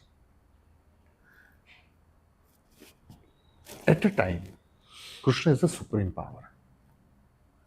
તો એની નીચે જે હતા ને, ઘણી વખત થાય ને ચા કરતા કેટલી વધારે ગરમ હોય ને, એ સમય અધર્મ થયો હતો. તો એ અધર્મને હણવો તો કેવી રીતે હણવો? તો કૃષ્ણએ જે વાતને નિમિત્ત બનાવી અને અધર્મ એનો નાશ કરવા માટે થઈ ગાંધારીનો શ્રાપ લીધો છે. તો એ ક્યારેય પક્ષાપક્ષી નથી. કૃષ્ણ છે ને બહુ સ્થિર છે ધર્મ પ્રત્યે, અને ધર્મ પ્રત્યે સ્થિર છે એટલે અધર્મનો નાશ કરી શકે છે. એક બીજો એક પ્રશ્ન એમ છે કે કૃષ્ણ ભગવાન અને એમના ભ્રાતાશ્રી બલરામજી, એમનો સાથ ક્યાં સુધી હતો? જો અલગ અલગ પુરાણમાં અલગ અલગ કથા છે. એક કથા અનુસાર શ્રી કૃષ્ણનો 135 વર્ષ સુધી શ્રી કૃષ્ણ અને દાઉજી મહારાજ સાથે રહ્યા છે, દ્વારિકામાં જ સાથે રહ્યા છે. અને કૃષ્ણના વિવાહ સમયે પણ દાઉજી મહારાજે મદદ કરી. એ વખતે એક કથા એવી છે કે એગ્રીકલ્ચર ડેવલપમેન્ટ દાઉજી મહારાજે લાવ્યું. એટલે એમનું જે હથિયાર છે, હળ છે દાઉજી મહારાજનું, તો એગ્રીકલ્ચર ડેવલપમેન્ટ પણ એમણે કર્યું. તો 135 વર્ષો સુધી દાઉજી મહારાજ અને શ્રી કૃષ્ણ સાથે રહ્યા છે. જ્યારે કૃષ્ણ ભગવાન દ્વારિકામાં આવી ગયા પછી પાછા ગોકુળમાં પોતાની માતાને મળવા કે પોતાના મિત્રોને જે મળવા પાછા ક્યારેય ગયા છે? ભગવાન ક્યારેય ગોકુળમાં ગયા નથી પાછા. કૃષ્ણનો સ્વભાવ રહ્યો છે છૂટ્યું એની તરફ ક્યારેય જોયું નથી.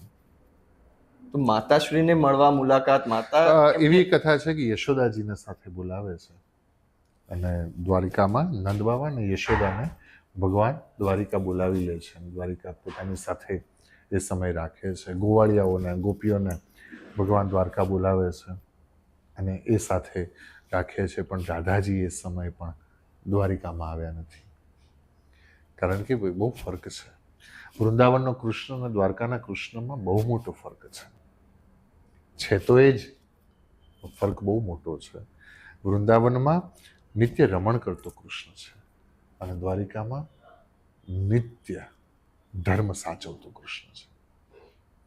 આપણે એમ કહીએ ને બહુ સર્વસામાન્યમાં ભાષામાં કે રામ મર્યાદા પુરુષોત્તમ છે. દ્વારકાધીશની મર્યાદા કંઈક બહુ અલગ અને બિલગ રહી છે. એની ઉપર જે સંકટ રહ્યા છે, તત્કાલીન સમયમાં જે કૃષ્ણએ જે સહ્યું છે, એ બહુ અલગ વાત છે, બહુ મોટી વાત છે. વૃંદાવનનો કૃષ્ણ હસતો રમતો નાચતો નચાવતો હસાવતો એ કૃષ્ણ છે. દ્વારકાના કૃષ્ણ ધર્મના, નીતિ, રાજનીતિ, સંગઠન, સેવા, આ કાર્યોમાં કૃષ્ણ છે. તો દ્વારકાના કૃષ્ણમાં અને આ કૃષ્ણમાં આ ફરક છે. શું સાચી ઈચ્છા હોય તો ભગવાન દર્શન આપે? ભગવાને એક વચન આપ્યું છે, કલો કેશવ કીર્તનાથ, કલો કેશવ કીર્તનાથ. ભગવાનને છે ને બહાર જોવાની જગ્યાએ તમે ભીતર જોવાની જ્યારે ચેષ્ટા કરશો ને ત્યારે આપોઆપે દેખાશે. મોટે ભાગે આપણને બહાર જોવા છે. જ્યાં સુધી ભીતર જોવાની ચેષ્ટા નહીં કરો ને ત્યાં સુધી બહાર ક્યારેય દેખાવાના નથી. અને આપણે ત્યાં તો એવી પણ કથાઓ છે જેને આંખ નથી એને પણ કૃષ્ણ દેખાયા છે. સુરદાસજીના પદ છે, હૃદય છુડા કે હાથ છુડા કે જાત હો નિર્બલ જાની મોર, જો હૃદય સે નિકલ જાઓ તો મર્દ બખાનું તોય. સુરદાસે કહ્યું છે. તો હૃદયની ભીતર ભગવાનને જોતા આવડે ને તો પછી બહાર જોઈ શકવાના છે. પહેલા હૃદયની ભીતર ભગવાનને જોતા આવડવા જોઈએ. દેહ સ્વરૂપે ભગવાન પણ જો કર્મોના સિદ્ધાંતથી વિખૂટા નથી તો વ્યક્તિ ક્યારેય થઈ શકવાનો નથી. ભગવાને કર્મને આધીન કરમ પ્રધાન વિશ્વ કરી રાખા, જો જસ કરહી તસુ ફલ ચાખા. વ્યક્તિ છે ને, આ દુનિયા એક સર્કલ છે. પૃથ્વી સર્કલમાં છે, ફરે છે સર્કલમાં, બ્રહ્માંડ પણ સર્કલમાં છે, અને તમે જે કંઈ કરો છો ને એ બધું જ છેવટે સર્કલમાં છે. ફરતું ફરતું તે તમારા સુધી જવાનું છે. સિમ્પલી યુનિવર્સને તમે જે કંઈ આપશો ને એ ફરતું ફરતું તમારા સુધી જ આવશે. તમે પોઝિટિવ વાઇબ્સ આપશો તો પોઝિટિવ તમારા સુધી, નેગેટિવ તમે આપશો નેગેટિવ તમારા સુધી. તો તમે જે કંઈ કર્મ કરશો ને એ છેવટે તો તમારે આવવાનું જ છે, કારણ કે દુનિયા ગોળ છે અને આપણે એ બધા જ ગોળમાં ફસાયેલા છીએ. એ ગોળમાં જ, એ જ સર્કલમાં આપણે બધા છે. એટલે હંમેશા છે ને એક જાગૃતતા. મેં તમને હમણાં કહ્યું ને કે ગીતાના પણ ઘણા બધા પ્રકાર છે. ઉદ્ધવ ગીતા છે, લક્ષ્મણ ગીતા છે, રામ ગીતા છે, દેવી ગીતા છે, અનુગીતા છે, ભગવદ્ ગીતા છે, કપિલ ગીતા છે. ઘણી બધી ગીતાના પ્રકાર છે. મને કોઈ પૂછ્યું કે આ બધાનો છેવટનો શું? કોઈક કંઈક કહે છે, કોઈક કંઈક કહે છે, કોઈક કંઈક કહે છે. તો છેવટે શું? છેવટે આત્મજાગૃતિ. છેવટે શું? આત્મજાગૃતિ. અને જ્યાં તમે આત્મજાગૃતિના તરફ પહોંચી જાઓ ને, તો બસ આટલું સમજી લેવાની જરૂર છે કે તમે જે આપશો એ જ તમારી તરફ પાછું આવશે. વ્યક્તિ જ્યારે પોતાના આત્માને સમજી જાય છે ને, ત્યારે બ્રહ્માંડને સમજી જાય છે. જે વ્યક્તિ પોતાના આત્માને સમજી ગયો, પોતાના આત્મતત્વને સમજી ગયો, એ બ્રહ્માંડને સમજી ગયો. તો એ આધારે વ્યક્તિએ કર્મ કરવું જોઈએ. જે કરશો એ સર્કલ છે, ફરતા ફરતા બધું જ તમારી પાસે એ આવશે, આવશે ને આવશે. ભગવાનના અંતિમ સંસ્કાર કેવી રીતે થયા હતા? કારણ કે એક એવી કથા છે કે ભગવાનનું હૃદય એ પ્રજ્વલિત રહ્યું હતું અને પછી કાષ્ટમાં સમાયું ને, એ કથા વિશે. ભગવાન સવિગ્રહ ધામમાં ગયા છે. સવિગ્રહ માને વિગ્રહની સાથે. એ જે કથા છે એ કથા હૃદય એ ભગવાન શ્રી જગન્નાથજીમાં વિદ્યમાન છે. આજે પણ 12 વર્ષનો નિયમ છે. 12 વર્ષે જ્યારે જગન્નાથજીનો વિગ્રહ બદલાય છે, એ સમયે આંખ પર પાટા બાંધી એને લેવામાં આવે છે. અને એવી એક માન્યતા છે કે એ ભગવાનનું હૃદય છે. તો ભગવાનનું એ હૃદય, એવા કોઈ શબ્દ ઠાકોરજી વિશે હોય નહીં, ભગવાન વિશે હોય નહીં, પણ કારણ કે એને દેહ નથી. અવતારને દેહ નથી હોતા, અવતારને વિગ્રહ હોય છે. એ નિરાકાર પરબ્રહ્મ મનુષ્યને મનુષ્ય જેવા દેખાયા છે. હું તમને પૂછું કે આપણે કહીએ છીએ સૂર્યોદય અને સૂર્યાસ્ત. કોઈ સૂર્યને પૂછે કે સૂર્યોદય શું ખબર છે, સૂર્યાસ્ત શું ખબર છે? સૂર્ય કે ના, મને ખબર નથી. આઈ નો અબાઉટ ઓનલી સનલાઇટ. મને સૂર્યપ્રકાશની ખબર છે. એ તો પૃથ્વી ફરે છે એટલે સૂર્યોદય અને સૂર્યાસ્ત એમ લાગે છે. તો એમ અવતાર ચરિત્રોમાં ભગવાન આયા ને ગયા એ આપણી આંખોએ છે, બાકી પરમાત્મા તો છે જ. જેમ સૂર્યપ્રકાશ છે એવી રીતે પરમાત્મા નિત્ય છે. જગન્નાથ મંદિરની વાત નીકળી છે. એક ખાસ એક ચર્ચા રહી છે વર્ષોથી કે જગન્નાથ મંદિર પર જે પરચમ લહેરાઈ રહ્યો છે ભગવાન શ્રી કૃષ્ણનો, એ હવાથી વિરુદ્ધ દિશામાં લહેરાય છે. એના પાછળનું કોઈ રહસ્ય? આપણા જે તીર્થો છે ને એને સમજો.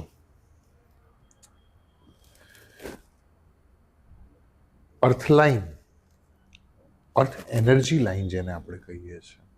બીજો એક શબ્દ છે, અત્યારે મને યાદ નથી આવતો, પણ એ બધા જ 52 શક્તિપીઠ, આપણા બધા જ તીર્થસ્થાન, 4 ધામ અને 12 જ્યોતિર્લિંગ, આ બધા જ એની પર ગોઠવાયેલા છે. એક ઉર્જાનું કેન્દ્ર છે.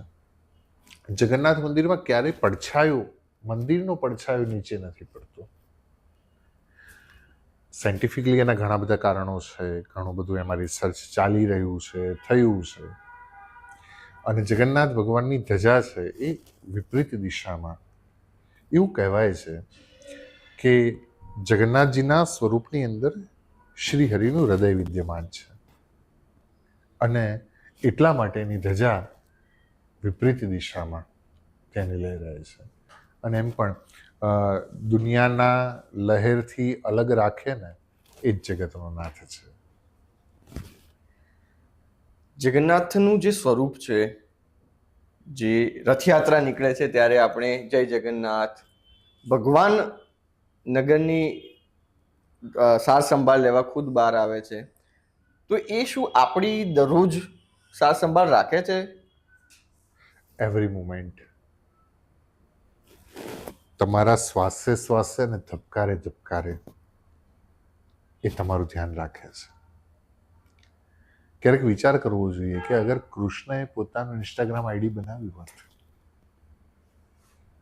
તો એણે શું લખ્યું હોત? ક્ષણે ક્ષણે જે ચમત્કાર કરી રહ્યા છે ને એ એવરી મોમેન્ટ એ ચમત્કાર છે. રાત્રે કળી હોય ને સવારે પુષ્પ ખીલવું ચમત્કાર છે. એક સૂતો વ્યક્તિ શ્વાસ લે ચમત્કાર છે. અજાણતા આપણને ખબર પણ ન હોય અને એક દાણામાંથી 1000 દાણા કરી આપે એ ચમત્કાર છે. મારી તમારી તાકાત કેટલી કે આપણે બી વાવી શકીએ, એકમાંથી 1000 તો એને જ આવડે છે. એ ચમત્કાર છે. તો કૃષ્ણને એ રીતે સમજો કે એ હંમેશા તમારી સાથે છે, તમારું ધ્યાન રાખી રહ્યા છે. અને જગન્નાથજીનું સ્વરૂપ તો એટલા માટે જ એ રીતનું છે, હમ ભક્ત પરાધીનો. એવી કથા છે કે ગોકુળને યાદ કર્યું ભગવાને. એકવાર કૃષ્ણના ભાણામાં માખણ આવ્યું. કૃષ્ણના ભાણામાં માખણ આવ્યું એટલે ભગવાન ભાણું ત્યજીને ઊભા થઈ ગયા. ઉદ્ધવજીએ પૂછ્યું, પ્રભુ શું થયું? અને ભગવાને જવાબ આપ્યો, ઓધો મોહે બ્રજ બિસરત નાહી. ઓધો મોહે બ્રજ બિસરત નાહી. અને એ સમય ભગવાન ઊભા થઈ ગયા.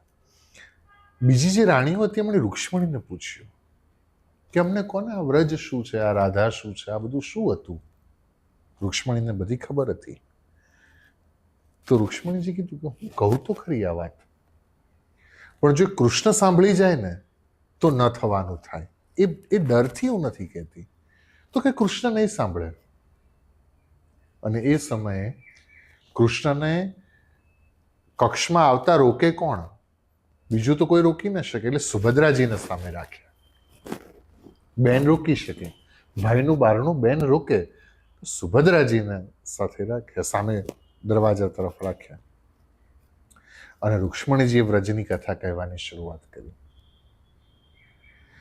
કથા સાંભળતા સાંભળતા સુભદ્રાજી ભાન ભૂલ્યા અને હાથ લાંબા થઈ ગયા. આંખમાંથી અશ્રુ નીકળે છે અને આંખ સૂજી ગઈ. રૂક્ષ્મણીના મુખે સુભદ્રા કથા સાંભળતા હતા અને એ વખતે કૃષ્ણ પાછળથી આવે છે એની ખબર ન રહી. દાઉજી શ્રી કૃષ્ણ આવતા હતા અને રૂક્ષ્મણી વાત કરતા હતા, રાધે રાધે રાધે. અને ત્યાં ભગવાન હાથ લંબાવીને દોડ્યા. સુભદ્રાને ખબર નહોતી કે કૃષ્ણ આવી ગયા છે. રૂક્ષ્મણીજીને ખબર નહોતી કે કૃષ્ણ આવી ગયા છે. હાથ લાંબા કર્યા ભગવાને અને કથા સાંભળતા સાંભળતા ખોવાયા. અને એ સમયે ભગવાનને યાદ આવે છે, રાધાને જ્યારે છોડીને આવ્યા ને એ સમયે રાધાજી કેવી રીતે કૃષ્ણ કૃષ્ણ પોકારતા હતા. અને ત્યાં હવે ભગવાન આંખો સૂજી ગઈ, તાવ આવ્યો છે અને એટલે જગન્નાથને આગલા દિવસે તાવ આવે છે. મગનો પ્રસાદ એટલે છે. અને તાવ આવે છે, હાથ લંબાવ્યા અને ભગવાન બોલે છે, રાધે રાધે રાધે. કાષ્ઠની મૂર્તિ જેવા ભગવાન બની ગયા. રૂક્ષ્મણીજીને અવાજ સાંભળ્યો ભગવાનનો, હવે શું થશે? અને એ સમયે રૂક્ષ્મણીજી ભગવાનને જગાડવા જાય છે. ભગવાન જાગ્યા નહીં, નારદજીને બોલાવ્યા. નારદજી વ્રજની કથાને અલગ રીતે વાંચી અને ભગવાનને સુધીમાં લાવે છે. અને પછી ભગવાને નારદજીને કહ્યું કે વરદાન માગો નારદજી, શું વરદાન આપું? અને ત્યારે નારદે કીધું, મારે દુનિયાને બતાવવું છે કે ભગવાન ભક્ત માટે થઈ અને કેવા થઈ જાય છે. અને એટલે પ્રભુ તમે રથમાં બેસો અને નગર યાત્રાએ નીકળો, અને એ વાતને, એ નારદના વરદાનને પૂરું કરવા માટે થઈ અને ભગવાન એવા ને એવા રથમાં બેઠા, એટલે જગન્નાથના રૂપમાં ભગવાન રથમાં બેસે છે. તો ભક્ત વગર ભગવાન વ્યાકુળ છે, એ સ્વરૂપ જગન્નાથજીનું છે.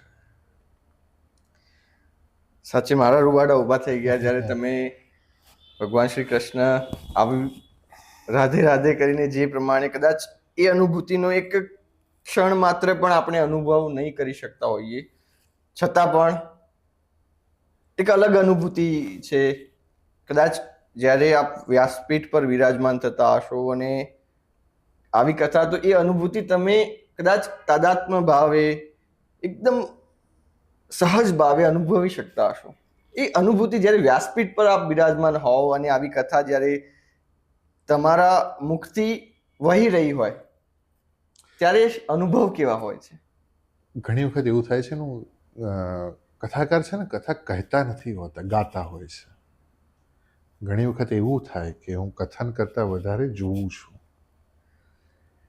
અને શ્રોતા પણ શ્રવણ કરતાં વધારે એના દર્શન કરતા હોય એવી અનુભૂતિ રહે છે. કથા છે ને શ્રવણનો વિષય નથી, કથા કથનનો વિષય નથી, કથા અનુભૂતિનો વિષય છે. અને જે અનુભૂતિ કરાવે ને એ જ કથા છે. અને એટલા માટે ગોપીએ કીધું, તવ કથામૃતમ તપ્ત જીવનમ કવિ ભીરીડિતમ કલ્મશાપહમ. કૃષ્ણથી મોટી કૃષ્ણની કથા છે.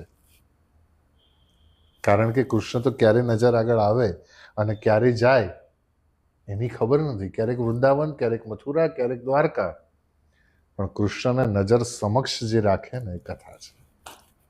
અને એટલે ગોપીઓ એમ કહ્યું કે તારાથી મોટી તારી કથા છે. અને આવી કથાનો લાભ બહુ પુણ્યો જ્યારે પ્રકાશિત થાય ત્યારે જ મળતો હોય છે. ભગવાન શ્રી રામની વાત કરીએ તો મર્યાદા પુરુષોત્તમ શ્રી રામ કહેવાય છે. પણ એક પ્રસંગ પર સામાન્ય સહજ બુદ્ધિ પ્રમાણે, કે જે સીતાજીને પરત લાવવા માટે રાવણ સાથે યુદ્ધ છેડ્યું, એ સીતાજીને વિરહ કેમ આપ્યો? જો પ્રભુની ચરિત્ર અલગ છે, એની લીલા અલગ છે, અને એને જ્યારે સામાન્ય બુદ્ધિથી સમજવાનો પ્રયત્ન કરીએ ને ત્યારે આપણને નથી સમજાતું. એ સમયમાં અયોધ્યામાં જે વાતાવરણ હતું ને, એ વાતાવરણમાં રામ સીતાને રાખવા નહોતા માંગતા. જે વાતાવરણ અયોધ્યામાં હતું એ વાતાવરણમાં રામ સીતાને રાખવા નથી માંગતા. બાળકોનો જન્મ અને આર્યના કુલદીપકનો જન્મ થવાનો છે, રઘુકુળના દીપકનો જન્મ થવાનો છે. તો એટલા માટે એનો જન્મ ક્યાં થાય ને એનું સ્થાન રામ શોધે છે. અને ત્યારે કે સીતાજીનો જન્મ કેવી રીતે થયો? કે સીતાનો જન્મ પૃથ્વીમાંથી થયો છે. કથાઓ જ્યારે વિશેષ રીતે એમાં જઈએ ત્યારે ઋષિઓ દ્વારા સીતાજીનું પ્રાગટ્ય છે. તો ઋષિઓના યોગથી સીતાજીનું, તો ઋષિ ઘર, આપણે ત્યાં સામાન્ય રીતે સ્ત્રીની પ્રથમ પ્રસૂતિ પિયરમાં થતી હોય, અને તો ઋષિઓ દ્વારા સીતાજીનું જતન થાય, ઋષિ પત્નીઓ દ્વારા જતન થાય, એ રામ ઈચ્છતા હતા. કારણ કે આપણે અત્યારના સમયમાં જેને આપણે ભૌતિકતા ન હોય તો આગા પાછા થઈ જઈએ છીએ, એવી માનસિકતા સીતાની નહોતી. એવો સમય એ સમય નહોતો. આપણે તો અભાવ હોય ત્યાં ઊંચા નીચા થઈ જઈએ. એ અભાવ હોય કે ભાવ હોય, ભૌતિક વસ્તુઓ હોય કે ન હોય, એથી ક્યારેય રાજાને કે પ્રજાને ફરક નહોતો પડતો. એ સતયુગનો સમય હતો. યોગ્ય જગ્યાએ લવકુશનો જન્મ થાય એટલા માટે થઈ અને સીતાજીને ઋષિ ગૃહે મોકલ્યા છે. રામ જ્યારે નિર્ણય લે છે ને ત્યારે એમનો એક નિર્ણય એક પિતા તરીકેનો અને એક રાજા તરીકેનો નિર્ણય છે કે બાળકોનો જન્મ, ઋષિકુમારોનો જન્મ, ઋષિકુમાર તરીકે રઘુકુલ દીપક ઓળખાય એ રામની ઈચ્છા હતી અને એટલા માટે સીતાજીને ત્યાગ કરે છે. ઘણા બધા કારણો અને ઘણી બધી કથાઓ. હરિ અનંત હરિ કથા અનંતા કહી સુનહી બહુ વિધિ સબ સંતા. તેમાં ઘણી બધી કથાઓ છે, પણ એ ઊંડાણમાં અત્યારે નહીં જઈ શકાય. શ્રી હનુમાનજીની વાત કરીએ તો સમર્પિત હતા શ્રી રામને અને રામ નામને. એક એવી કથા કદાચ સોશિયલ મીડિયાથી સાંભળેલી છે. એમાં સત્યતા શું છે ખાલી કે શ્રી રામ અને હનુમાનજી આમને સામને હતા અને શ્રી રામ નામ એ ભગવાન શ્રી રામ કરતાં પણ મોટું છે એવું સ્વયં ભગવાને કહ્યું કે જ્યાં મારા ભક્ત મારું નામનો ઉચ્ચાર કરી રહ્યા હોય ત્યાં હું પણ કશું કરી શકું એમ નથી. રામ સે બડા રામ કા નામ. એક એવી કથા છે કે એ ખિસકોલીથી માંડી અને બધા જ વાનરો રામ સેતુ બનાવવા માટે પ્રયત્ન કરી રહ્યા હતા. રામચંદ્રજી બેઠા હતા ને રામચંદ્રજીને એમ થયું બધા જ મહેનત કરે છે, બધા જ પથ્થર ગોઠવે છે, આ ખિસકોલીને જોઈએ એ મહેનત કરે છે તો હું કેમ બેસી રહું?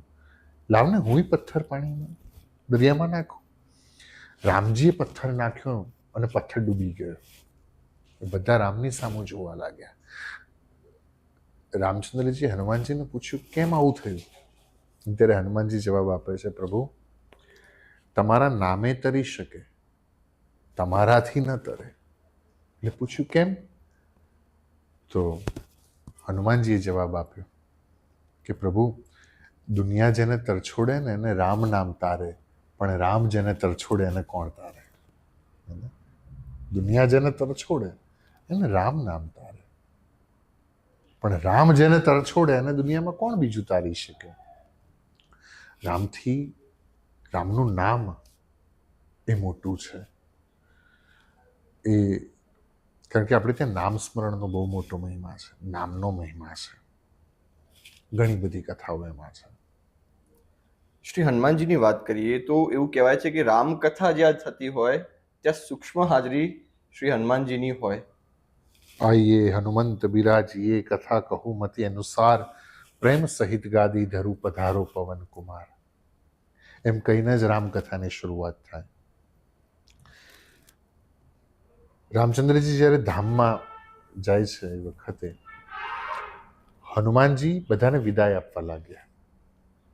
હનુમાનજી બધાને વિદાય આપે છે. કોઈએ રામચંદ્રજીને કાનમાં કીધું હનુમાન નથી આવતા.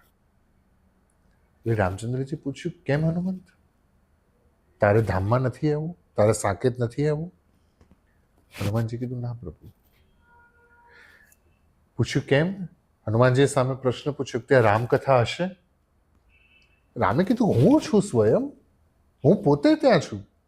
તો કે નહીં પ્રભુ રામકથા હશે? કે હું સ્વયં ત્યાં છું. પ્રભુ ત્યાં રામકથા હશે? રામચંદ્રજીએ ના પાડી, ત્યાં રામકથા નહીં હોય. અને ત્યારે હનુમાનજીએ ના પાડી તો મારે ધામમાં નથી આવવું પ્રભુ, કારણ કે સાકેતમાં તમે કેટલો સમય રહેશો એની કોઈ ખાતરી નથી, પણ જ્યાં રામકથા હશે ત્યાં તો રામ હોય જ. અને એટલે હનુમાનજી કે જ્યાં સુધી આ સમગ્ર સૃષ્ટિમાં રામકથા થતી રહેશે ને ત્યાં સુધી હું અહીંયા પૃથ્વી પર રહીશ. અને એટલે હનુમાનજી સૂક્ષ્મ રૂપે એમની હાજરી હંમેશા હોય જ. હનુમાનજીની જો હાજરી અનુભૂતિ કરવી હોય તો થઈ શકે. હનુમાનજી કોના પુત્ર છે? વનદેવ. પવનની હાજરીની અનુભૂતિ કેવી રીતે કરો છો? બસ એ જ અનુભૂતિ હનુમાનજીની હોય. કદાચ અમુક વાતો સમજથી પરે હોય છે અને અમુક અનુભૂતિ પણ કદાચ સમજાય એવું ક્યારેય એનો યત્ન પણ ન કરવો જોઈએ. વ્યક્તિ છે ને સમજવાનો પ્રયત્ન કરે ને ત્યાં પાછળ જાય છે. તમે લોટો લઈ અને દરિયો ન ભરી શકો, પણ એની અનુભૂતિ કરવી હોય, અનુભૂતિનો વિષય છે. એટલે કાવ્ય આપણે વાંચતા તરસ્યા ને તો દરિયાથી એ લોટો લાગે મોટો. એટલે જેટલું છે ને એનું અનુભૂતિ કરવાનો પ્રયત્ન કરો ને ત્યારે તમે આધ્યાત્મમાં આગળ વધી જાઓ છો. જરૂરી નથી કે બધું જ આવડે, જરૂરી નથી કે બધું જ સમજી શકાય. કારણ કે વેદ જેને નેતિ નેતિ કહી દેતા હોય એ પરમાત્માને આપણે આ બુદ્ધિથી કેવી રીતે સમજી શકીશું? વેદ એમ કહી દે છે કે નેતિ નેતિ નેતિ, ના ના ના ના, મહિમ ન પારંતે, આના મહિમાનો પાર ન પામી શકાય એમ. તો પછી એને ક્યાંથી સમજી શકવાના છે? એ અનુભૂતિનો વિષય છે. સાયન્સ છે ને એક્સપેરિમેન્ટનો વિષય છે અને સ્પિરિચ્યુઆલિટી એક્સપિરિયન્સનો વિષય છે. તો વ્યક્તિ છે ને એક્સપેરિમેન્ટ કરે છે, એક્સપેરિમેન્ટ કરી શકાય પણ એક્સપિરિયન્સ કરવાનો પ્રયત્ન નથી કરતો. આધ્યાત્મ એક્સપિરિયન્સ કરવાનો વિષય છે. શાસ્ત્રોમાં મૃત્યુ વિશે શું સ્પષ્ટતા છે? મૃત્યુ શું છે? મૃત્યુ પછી શું છે? મોક્ષ? કેમ કે આ અમુક સમજ સામાન્ય રીતે વાતમાં કહી દે કે મોક્ષ મેળવવો છે, પણ શાસ્ત્રમાં સાચી સમજ શું છે કે મૃત્યુ, મોક્ષ, મૃત્યુ પછી શું? વિજ્ઞાનની દ્રષ્ટિએ મૃત્યુ એટલે મગજ અને હૃદયનું બંધ થવું, એને સાયન્સ મૃત્યુ કહે છે. આધ્યાત્મની દ્રષ્ટિએ મૃત્યુ એટલે આત્માનું શરીર બદલવું, જીવાત્માનું શરીરનું બદલવું. મૃત્યુ ધ્રુવ સત્ય છે. માણસની જિંદગીનું જો પુસ્તકની રીતે પરિકલ્પના કરવામાં આવે ને તો 2 પૂઠા, જન્મ અને મરણ, આ 2 એના પૂઠા છે. વચ્ચે કંઈ સત્ય નથી. સત્ય તો 2 જ વસ્તુ છે, તારો જન્મ થયો ને તારું મૃત્યુ. વચ્ચે કંઈ સત્ય હોય તો કેવળ કૃષ્ણ છે, એ સિવાય તો કશું જ સત્ય નથી. તો મૃત્યુ જાતસ્ય હિ ધ્રુવો મૃત્યુ, જેનો જન્મ થયો એ મરવાનો, એનું મૃત્યુ થવાનું એ નક્કી. મૃત્યુ એટલે બીજું કશું જ નથી. જેમ ફાટેલા વસ્ત્ર આપણે બદલી નાખીએ છીએ, જૂના વસ્ત્ર આપણે બદલી નાખીએ છીએ, એવી જ રીતે આ જીવાત્મા આ દેહને બદલી નાખે છે. આ આધ્યાત્મનો દ્રષ્ટિકોણ છે. મૃત્યુ લૌકિક દ્રષ્ટિએ અંત છે. કોઈના જીવનનો અંત એ મૃત્યુ એ લૌકિક દ્રષ્ટિકોણ છે. આધ્યાત્મિક દ્રષ્ટિકોણ ત્યાંથી શરૂઆત છે, ત્યાંથી તું અનંતની યાત્રાએ છે, ત્યાંથી અનંત તરફ જવાની શરૂઆત છે. આપણે ત્યાં ગતિ કહી છે, કર્માનુસાર ગતિ. એમ આપણે ત્યાં કહ્યું છે કે જેવું કર્મ કર્યું હોય એવી ગતિ, એ ગતિ છે. અને પછી જો તે મોક્ષ આકાંક્ષા હોય તારામાં તો પછી મોક્ષ. પણ એથી પણ આગળ ભગવાન શંકરાચાર્ય નમે મોક્ષ આકાંક્ષા, ત્યાં સુધીની પણ વાત છે. તો ચૈતન્યને પરમાત્મામાં મળવું, આત્માનું પરમાત્મામાં મળવું એ મોક્ષ છે. તો મૃત્યુ પછી ઘણું બધું છે, ઘણું બધું છે. પથિક તું ચેત જે પથના સહારાથી, અહીં ધરીને રૂપ મંજિલનું તારા ઉતારા પણ દગો દેશે. તો મૃત્યુ પછી ઘણું બધું છે. આ માત્ર કપડાં જ છે એવું કહી શકાય? ભગવદ્ ગીતાના ન્યાય હા વાસાંસી જીર્ણાની યથા વિહાય. તું આ નથી, અને તારું કર્મ જ્યારે અહીંયા પૂરું થાય, કર્મનું દિવેલ પૂરું થયું, દીપ અહીંયા બુઝાઈ જશે અને પછી તારી ગતિ આગળ, એથી આગળ શરૂ થશે. અધર્મ કર્યો છે તો પ્રેતીઓની યાદી છે, ધર્મ કર્યો છે તો એ ધર્મ પ્રમાણેના તારા બીજા જન્મ છે. એથી આગળ તું અધ્યાત્મમાં છું તો મોક્ષ છે. આ પાછળની ગતિવિધિ છે. પણ મૃત્યુ એ આધ્યાત્મની દ્રષ્ટિએ અંત નથી, શરૂઆત છે. શિવપુરાણની વાત કરીએ, ભગવાન શંકર, ભોળાનાથ જેમને કહેવાય છે. જો ભોળાનાથની ડેફિનેશન સમજવાની જરૂર છે. ભગવાને કહ્યું છે પત્રમ પુષ્પમ ફલમ તોયમ યોમે ભક્ત્યા પ્રયચ્છતિ. તું મને જે કંઈ આપીશ ને એનો હું સ્વીકાર કરીશ. મહાદેવ ક્યારેય ભોળા છે જ નહીં. મહાદેવ જે ભોળા છે ને એનો નાથ છે. મહાદેવ ભોળા નથી, પણ જે ભોળા છે એનો નાથ છે. જ્યાં સુધી આપણે પોતાની જાતને સમર્પિત, આ તો કેવળ એક દંતકથા છે, પણ જ્યાં સુધી આપણે એને સમર્પિત ન થઈએ ને ત્યાં સુધી ઈશ્વર ક્યારેય પ્રગટ થતા નથી.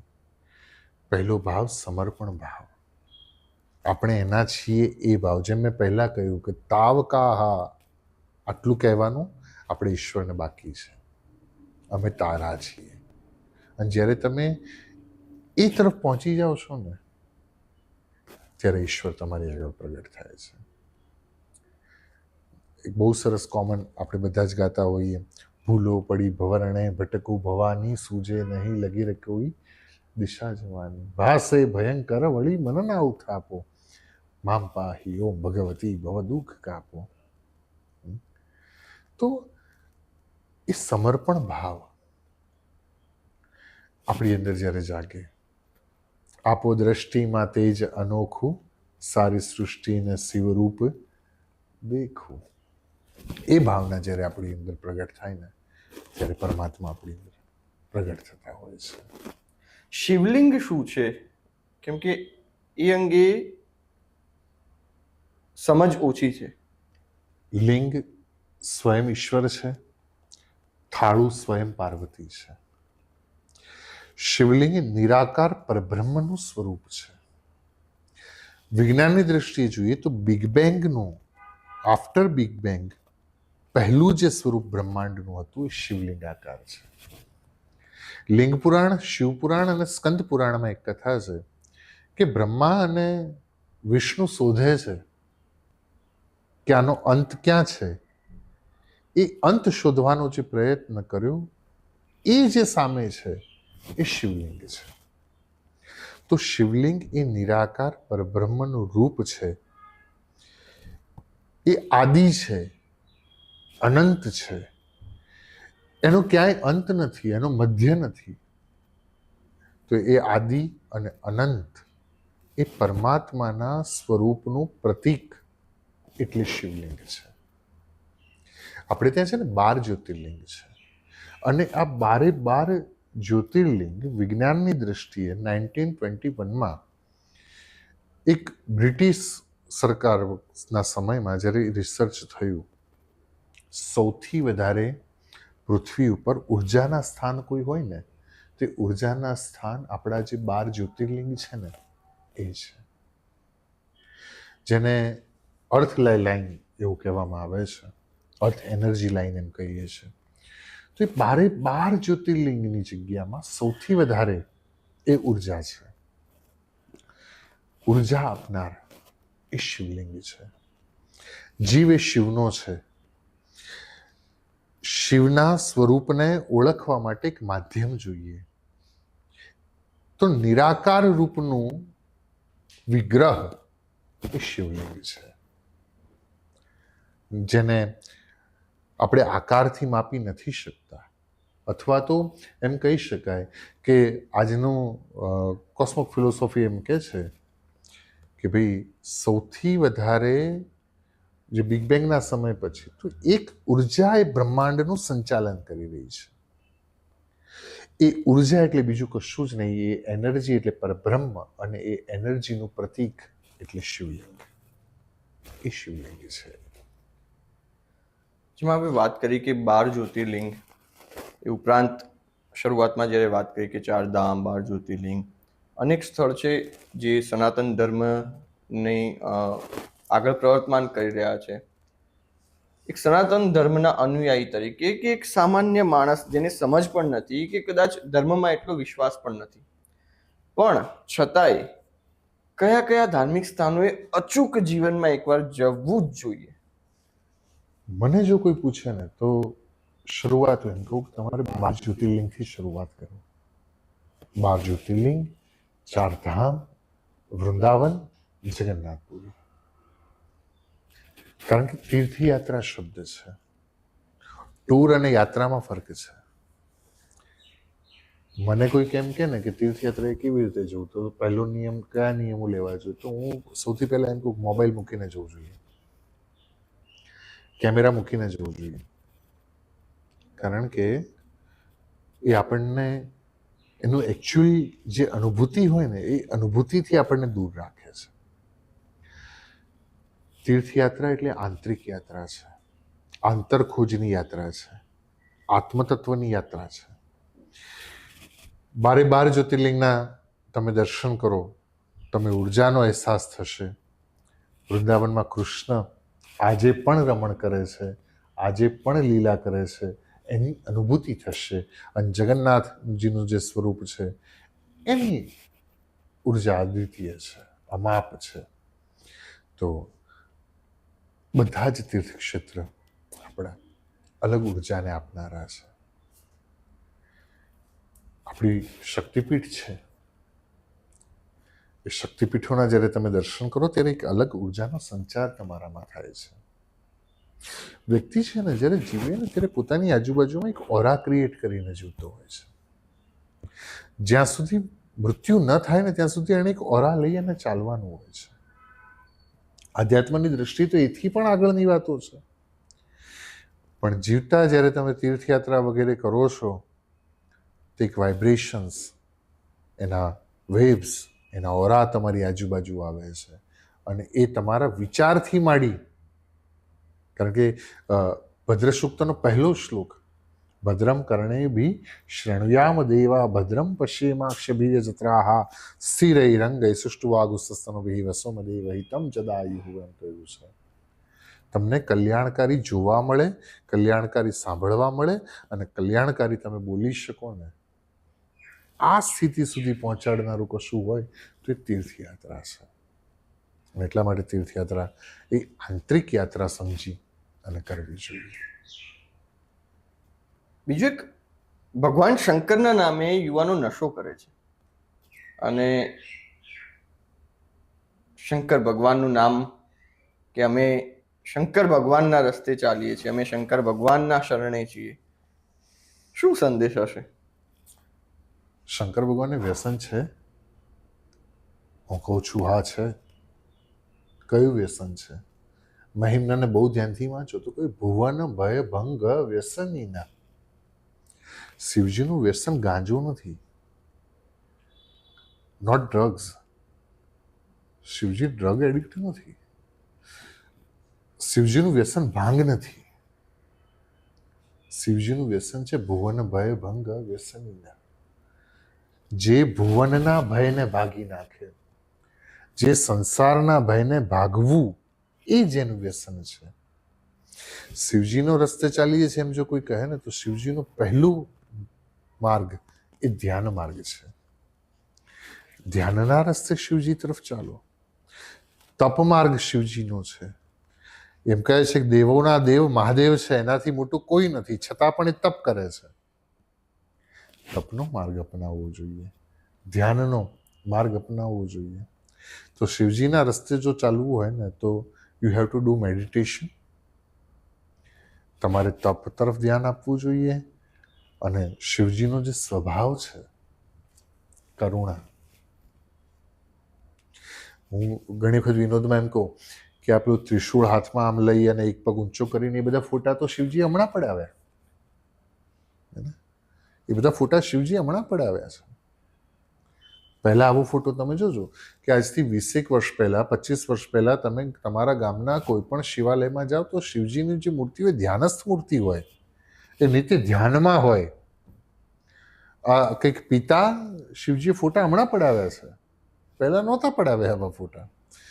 તો શિવજી એ નથી, એ વ્યસન કરનાર શિવજી નથી. શિવજી નિત્ય ધ્યાનમાં છે, નિત્ય સમાધિમાં છે. તો શિવજી પાસેથી એ શીખો કે યદ યદ કર્મ કરોતિ મમ અખિલમ શંભૂતવાર આર્ચનમ. તમારું કર્મ એવી રીતે કરો કે શિવજીની અર્ચના બને. એના માટે વ્યસન એ શિવજીનો માર્ગ નથી. અને કોઈ એમ કહેતું હોય કે શિવજીના માર્ગે અમે છીએ અને વ્યસન કરીએ છીએ, તો એનાથી ખોટું બીજું કોઈ છે નહીં. તો શિવજીના રસ્તે જવું હોય તો સમાધિ અપનાવો. બીજું એક, અમારી નવી જનરેશનને ચમત્કારમાં વધારે રસ પડે છે. ક્યાંક કંઈક કદાચ હાથનો ખેલ હોય કે શું હોય અમે નથી જાણતા, પણ જ્યાં ચમત્કાર દેખાય છે ત્યાં નમસ્કાર તરત થઈ જાય છે. માણસના મગજમાં છે ને અત્યારે એને ક્યુરિયોસિટી છે, એને કંઈક અલગ જોવું છે. બે યુદ્ધ હંમેશા ચાલે છે, wonder versus wisdom. Wonder versus વિઝડમનું યુદ્ધ છે અને આજથી નહીં, વર્ષોથી ચાલે છે. લોકોને વન્ડરમાં રસ છે, વિઝડમમાં રસ નથી.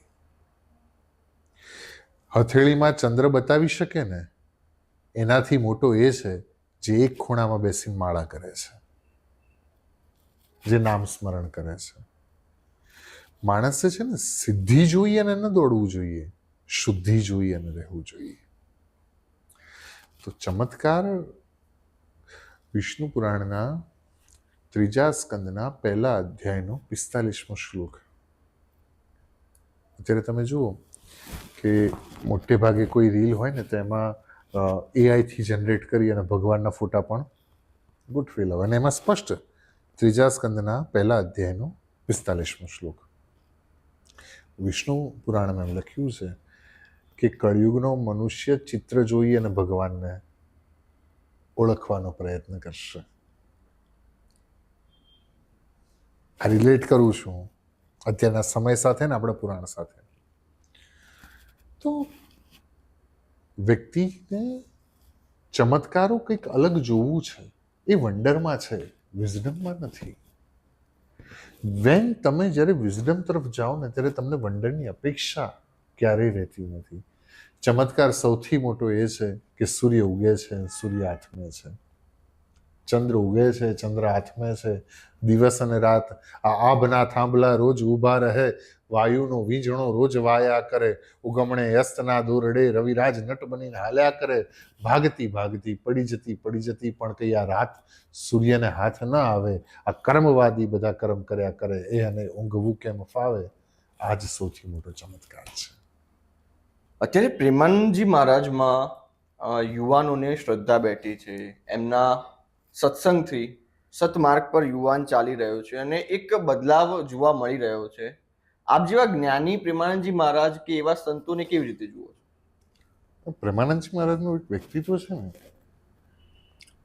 અદ્ભુત છે. હું તો એમની વ્યાખ્યા એવી રીતે કરું, પ્રેમ વત્તા આનંદથી જે વાત કરી શકે છે ને એ પ્રેમાનંદજી છે. ભગવાનનું એવું વચન છે કે હું સત્પુરુષના રૂપમાં હંમેશા પૃથ્વી ઉપર રહીશ. તો હું એમને છે ને એક સત્પુરુષના રૂપમાં એમના દર્શન કરું છું. હસવાની એમની રીત, એમનું સમજાવી દેવું, મંત્રથી અને મંત્રનો ઉપદેશ, બ્રહ્મચર્યનો ઉપદેશ એમનો. તો પ્રેમાનંદજી મહારાજ એ અત્યારના યુગમાં ઈશ્વરના અંશના રૂપમાં જાણે કાર્ય કરી રહ્યા હોય એવું મને લાગે છે. જ્યારે વૃંદાવન જાઉં ત્યારે દર્શન માટે એમ જતા હોઈએ. એક અદ્ભુત વ્યક્તિત્વ એ છે. પ્રેમાનંદજી મહારાજ કેવા સંતોનો આવો સ્વભાવ, આટલો સૌમ્ય, આટલો શાંત સ્વભાવ છે, તો ભગવાન શ્રી કૃષ્ણનો સ્વભાવ કેવો હતો? કૃષ્ણનો સ્વભાવ પણ છે ને સ્વીકારનો સ્વભાવ હતો. કૃષ્ણનો મને છે ને એક એના સ્વભાવ વિશે ચર્ચા કરું તો મારે 7 દિવસ જોઈએ. પણ એક પ્રસંગ છે ને મને એના માટે હું એક વાક્ય હંમેશા કહું. કૃષ્ણ છે ને પરીક્ષા લે છે પણ ક્યારેય નાપાસ નથી થવા દેતા. કૃષ્ણ તમારી પરીક્ષા લે અને પાસ કરવાની ગેરંટી પણ પોતે લે. એ કૃષ્ણનો સ્વભાવ છે. એક બહુ સરસ પ્રસંગ શ્રીમદ ભાગવતમાં છે. ભગવાને બધા ગોવાળીઓને એમ કીધું કે ઘેરથી કંઈક વાનગી બનાવીને લાવજો. એટલે સારામાં સારું બધા બનાવીને લઈ જાય છે, કૃષ્ણની આગળ ધરે છે. કોઈએ મીઠાઈ બનાવી હતી, કોઈએ કઈ. બધા જ મીઠાઈ કૃષ્ણની આગળ ધરતા હતા. કૃષ્ણ એક કોળિયો લેવા જાય ત્યાં સામે નજર કૃષ્ણની ગઈ. એક વૃક્ષનું ઓઠું લઈ અને એક ગોવાળિયો ત્યાં ઊભો હતો. ઋષિકુમાર છે, એનું નામ મધુમંગલ. એ મધુમંગલની પાસે કશું હતું નહીં, એટલે ખાટી છાશ લઈને આવ્યો હતો. એ વિચાર એમ કરતો હતો ખાટી છાશ હું કૃષ્ણને આપું અને બદલામાં મીઠાઈ લેવું એ યોગ્ય નહીં. ભગવાન બોલાવે છે કે મધુમંગલામાં આવને, એને સંકોચ થાય છે કે મારી ખાટી છાશ છે, કૃષ્ણને કેવી રીતે આપું. અને ત્યારે એ વૃક્ષની પાછળ છુપાઈ અને જુએ છે. ભગવાનને ઊભા થયા, બીજા ગોવાળીઓ સાથે આવવા જાય એટલે કૃષ્ણે કહ્યું કે નહીં, તમે અહીંયા બેસો. કારણ કે કૃષ્ણને છે ને લાજ રાખતા બહુ સારી રીતે આવડે છે. બીજાને ખબર ન પડવી જોઈએ. ભગવાન ગયા જઈને એની પાસે છાસ માંગવા જાય, પેલા મધુમંગલે છાસનો જે કટોરો હતો એને મોઢે મારી દીધો, ફટાફટ પીવા લાગ્યો. ઉતાવળમાં પીવા ગયો એટલે એની ખાટી છાશ ઢોળાઈ, દાઢીએ ચોટી, અને ભગવાન જીભ વડે એની દાઢી ચાટવા લાગ્યા. ગોવાળિયાઓ બધા પૂછે છે કે શું હતું? હકીકતમાં ખાટી છાશ જ હતી. ભગવાને શું કહ્યું? એટલી સરસ મીઠાઈ હતી કે હું એકલો ખાઈ ગયો. એટલી સરસ મીઠાઈ હતી. કૃષ્ણને ઢાંકતા આવડે છે. કેવળ નરોવા કુંજરોવા એટલે એમ નહીં, કૃષ્ણને ઢાંકતા પણ આવડે છે. બહુ સરસ વાનગી હતી એટલે હું એકલો ખાઈ ગયો. અને પછી ભગવાન એને પોતાના હાથે મીઠાઈ ખવડાવે છે. તો કૃષ્ણને દરેક ચરિત્રમાં જ્યારે જોઈએ ને, તો કૃષ્ણને લાજ રાખતા, કૃષ્ણને ઢાંકતા, અને કૃષ્ણ સંવેદનાનો દેવ છે. ખૂબ લાગણીશીલ વ્યક્તિત્વ લાગે હંમેશા. એ કૃષ્ણનો સ્વભાવ છે.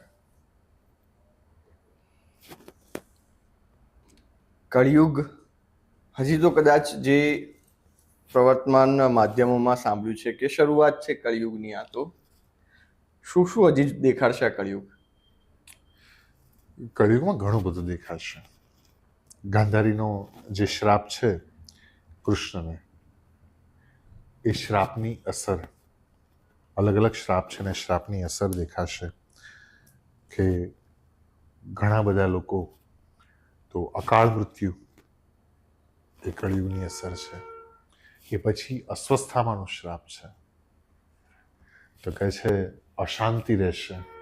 આજે તમે જો કોઈ શાંત નથી, એ અસ્વસ્થામાને આપેલા શ્રાપની છાયા છે કે શાંતિ નહીં દેખાય. દ્રોણાચાર્યનો શ્રાપ છે કે રાજાને કોઈ કશું કહેનાર નહીં હોય, રાજાને સત્ય કહેનાર કોઈ નહીં હોય. અત્યારે એ પરિસ્થિતિ છે કે અત્યારે કોઈ રાજાને સાચું નથી કહી શકતા. કળિયુગના ઘણા બધા દુર્ગુણ બતાવ્યા છે, પણ કળિયુગનો સદગુણ પણ બતાવ્યો છે. કળિયુગનો સદગુણ એ છે કે નામ સ્મરણ માત્રથી ઈશ્વરની અનુભૂતિ કરી શકાશે. કળિયુગમાં હૃદયની ભીતર ભગવાનને લાવવા, હૃદયની ભીતર ભગવાનને ધારવા અને ધ્યાન, એ કળિયુગમાં બહુ સહેલું બતાવ્યું છે. તો કળિયુગની અંદર એવા સંતો પણ આવશે કે જેની નિશ્રામાં રહી અને તમે કળિયુગની અસરથી બચી શકશો. અને છેલ્લે તો પછી કલ્કી અવતારની વાત છે. કીર્તનના રૂપમાં, નામ સ્મરણના રૂપમાં કૃષ્ણ આવશે, જ્ઞાનના રૂપમાં કૃષ્ણ આવશે, ભક્તિના રૂપમાં કૃષ્ણ આવશે. સદ દેહથી કૃષ્ણ નહીં દેખાય, અનુભૂતિ કૃષ્ણની હંમેશા રહેશે. આ કળનો યુગ છે. જેને પરમાત્મા સુધી પહોંચવાની કળ આવડી ગઈ ને, આ એનો યુગ છે. એ કળિયુગની અસરો રહેશે. એક દુઃખ ઘણા વ્યક્તિઓ એ વ્યક્ત કરતા હોય છે કે કેમ આપણે સતયુગમાં જન્મ ના મળ્યો, કેમ રામ હતા ત્યારે ના મળ્યો, કેમ કૃષ્ણ હતા ત્યારે આપણે જન્મી ના શક્યા. જો એ તમારી આસપાસના વાતાવરણ પ્રમાણે છે. એ સમયે પણ રાવણ હતો, એ સમયે પણ અસુરો હતા. તો તમે કેવા છો ને, એ વધારે ઇફેક્ટ કરે છે. એ વધારે જરૂરી વિચારવા લાયક વસ્તુ છે. આપણે પોતે કેવા છીએ, હું કઈ સ્થિતિમાં છું, હું કઈ પરિસ્થિતિથી રહું છું. બાકી એ જ કૃષ્ણ જે દ્વાપરમાં હતા એ આજે પણ છે. એ જ રામ જે સતયુગમાં હતા એ આજે પણ છે. અને એ જ સતયુગના જેવા માણસો આજે પણ દુનિયામાં છે. અને અત્યારના કળિયુગના જીવા મુક્તિઓ એ વખતે પણ હતા જ. વાત એટલી છે, તમે કઈ સ્થિતિ અને પરિસ્થિતિમાં છો અને તમે કેવી રીતે રહો છો. અંગ્રેજીનું એક વાક્ય છે કે the problem is not problem, the problem is your attitude about the problem. તમારો દ્રષ્ટિકોણ શું છે એને આધારે તમારું જીવન બનશે. એક વિચાર જે દ્રષ્ટિકોણ વિશે આપે વ્યક્ત કર્યો એ બાદ એક પ્રશ્ન ઊભો થાય છે કે અત્યારે જે યુવા પેઢી છે કે અત્યારની જે જનરેશન છે સામાન્ય મુશ્કેલીઓમાં આત્મહત્યા સુધી પ્રેરાઈ જાય છે. પોતાના જીવન ટૂંકાવી દેવાના વિચારો, ડિપ્રેશન, મૂંઝવણ, આ અમુક શબ્દો ખૂબ કોમન થઈ ગયા છે. શું શાસ્ત્રનો અભાવ છે એમના જીવનમાં માત્ર એ કારણ? ના શાસ્ત્ર ના શ્રવણ અનુપય પાન પીધું, ના મંત્ર કે સ્તુતિ કથા નથી કાંઈ કીધું, શ્રદ્ધા ધરી નથી કર્યા તવ નામ જાપો. આ બધું જ એનું પરિણામ છે. જ્યારે વ્યક્તિના જીવનમાંથી 3 વસ્તુ હંમેશા કહેતો રહું છું. એક આઈક્યુ હોવો જોઈએ, ઇન્ટેલિજન્સ હોય, પછી ઇક્યુ ઇમોશન્સ, અને ઇમોશન્સ પછી સ્પિરિચ્યુઅલ એસક્યુ. આ 3 વસ્તુ જ્યારે હોય ને ત્યારે જ તમે બધું બેલેન્સ રાખી શકશો. જેના જીવનમાં અધ્યાત્મ નથી એ બેલેન્સ નથી રાખી શકતા. અબજોપતિ આત્મહત્યા કરે છે.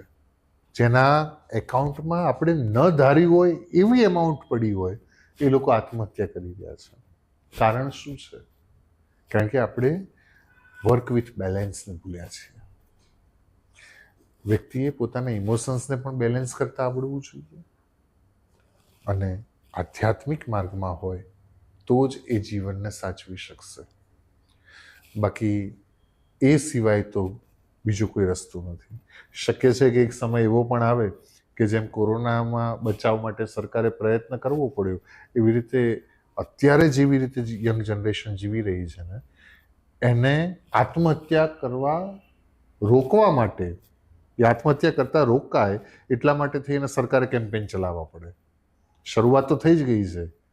દરેક કેનાલની આગળ બોર્ડ તો છે જ, પણ એ આત્મહત્યાને રોકવા માટે હજી વધારે કેમ્પેન ચલાવવા પડે આવી પરિસ્થિતિ આવી શકે છે. વ્યક્તિએ બેલેન્સ જાળવવાની જરૂર છે. કેમ અર્જુન? કારણ કે એનામાં પોતાની કુશળતાની સાથે ધર્મ હતો અને એટલે અર્જુન લડી શક્યો. નાસીપાસ તો અર્જુન પણ થાય છે ને.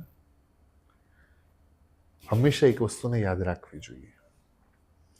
કોઈ પોતાનો કાર્ડિયોગ્રામ કઢાવ્યો હોય ને, ઇસીજી રિપોર્ટ કઢાવ્યો હોય ને, તેના ધબકારા અપ્સ એન્ડ ડાઉન્સ, અને એ અપ્સ એન્ડ ડાઉન્સ આવે છે ને ત્યાં સુધી જ વ્યક્તિ જીવિત છે, ત્યાં સુધી જ જીવન છે.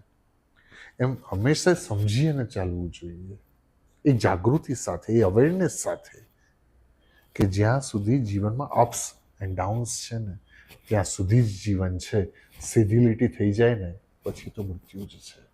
એટલે દરેક વ્યક્તિ અત્યારે બધું બોલવું કે બધું ગોઠવાઈ જાય, બધું સરસ થઈ જાય, બધું સારું થઈ જાય, તો એ કાર્ડિયોગ્રામ સીધી લીટી થઈ જશે ને તો એ જીવતા જે મૃત્યુ છે.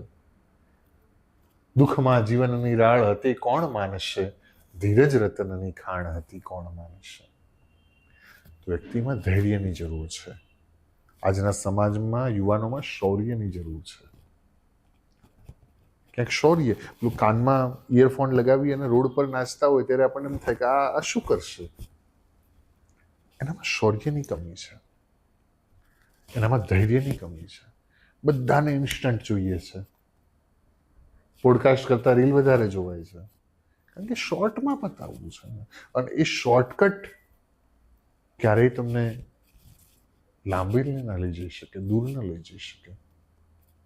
જોઈએ છે બહુ મોટું, કરવું છે શોર્ટકટ, એ બહુ મોટી તકલીફ છે.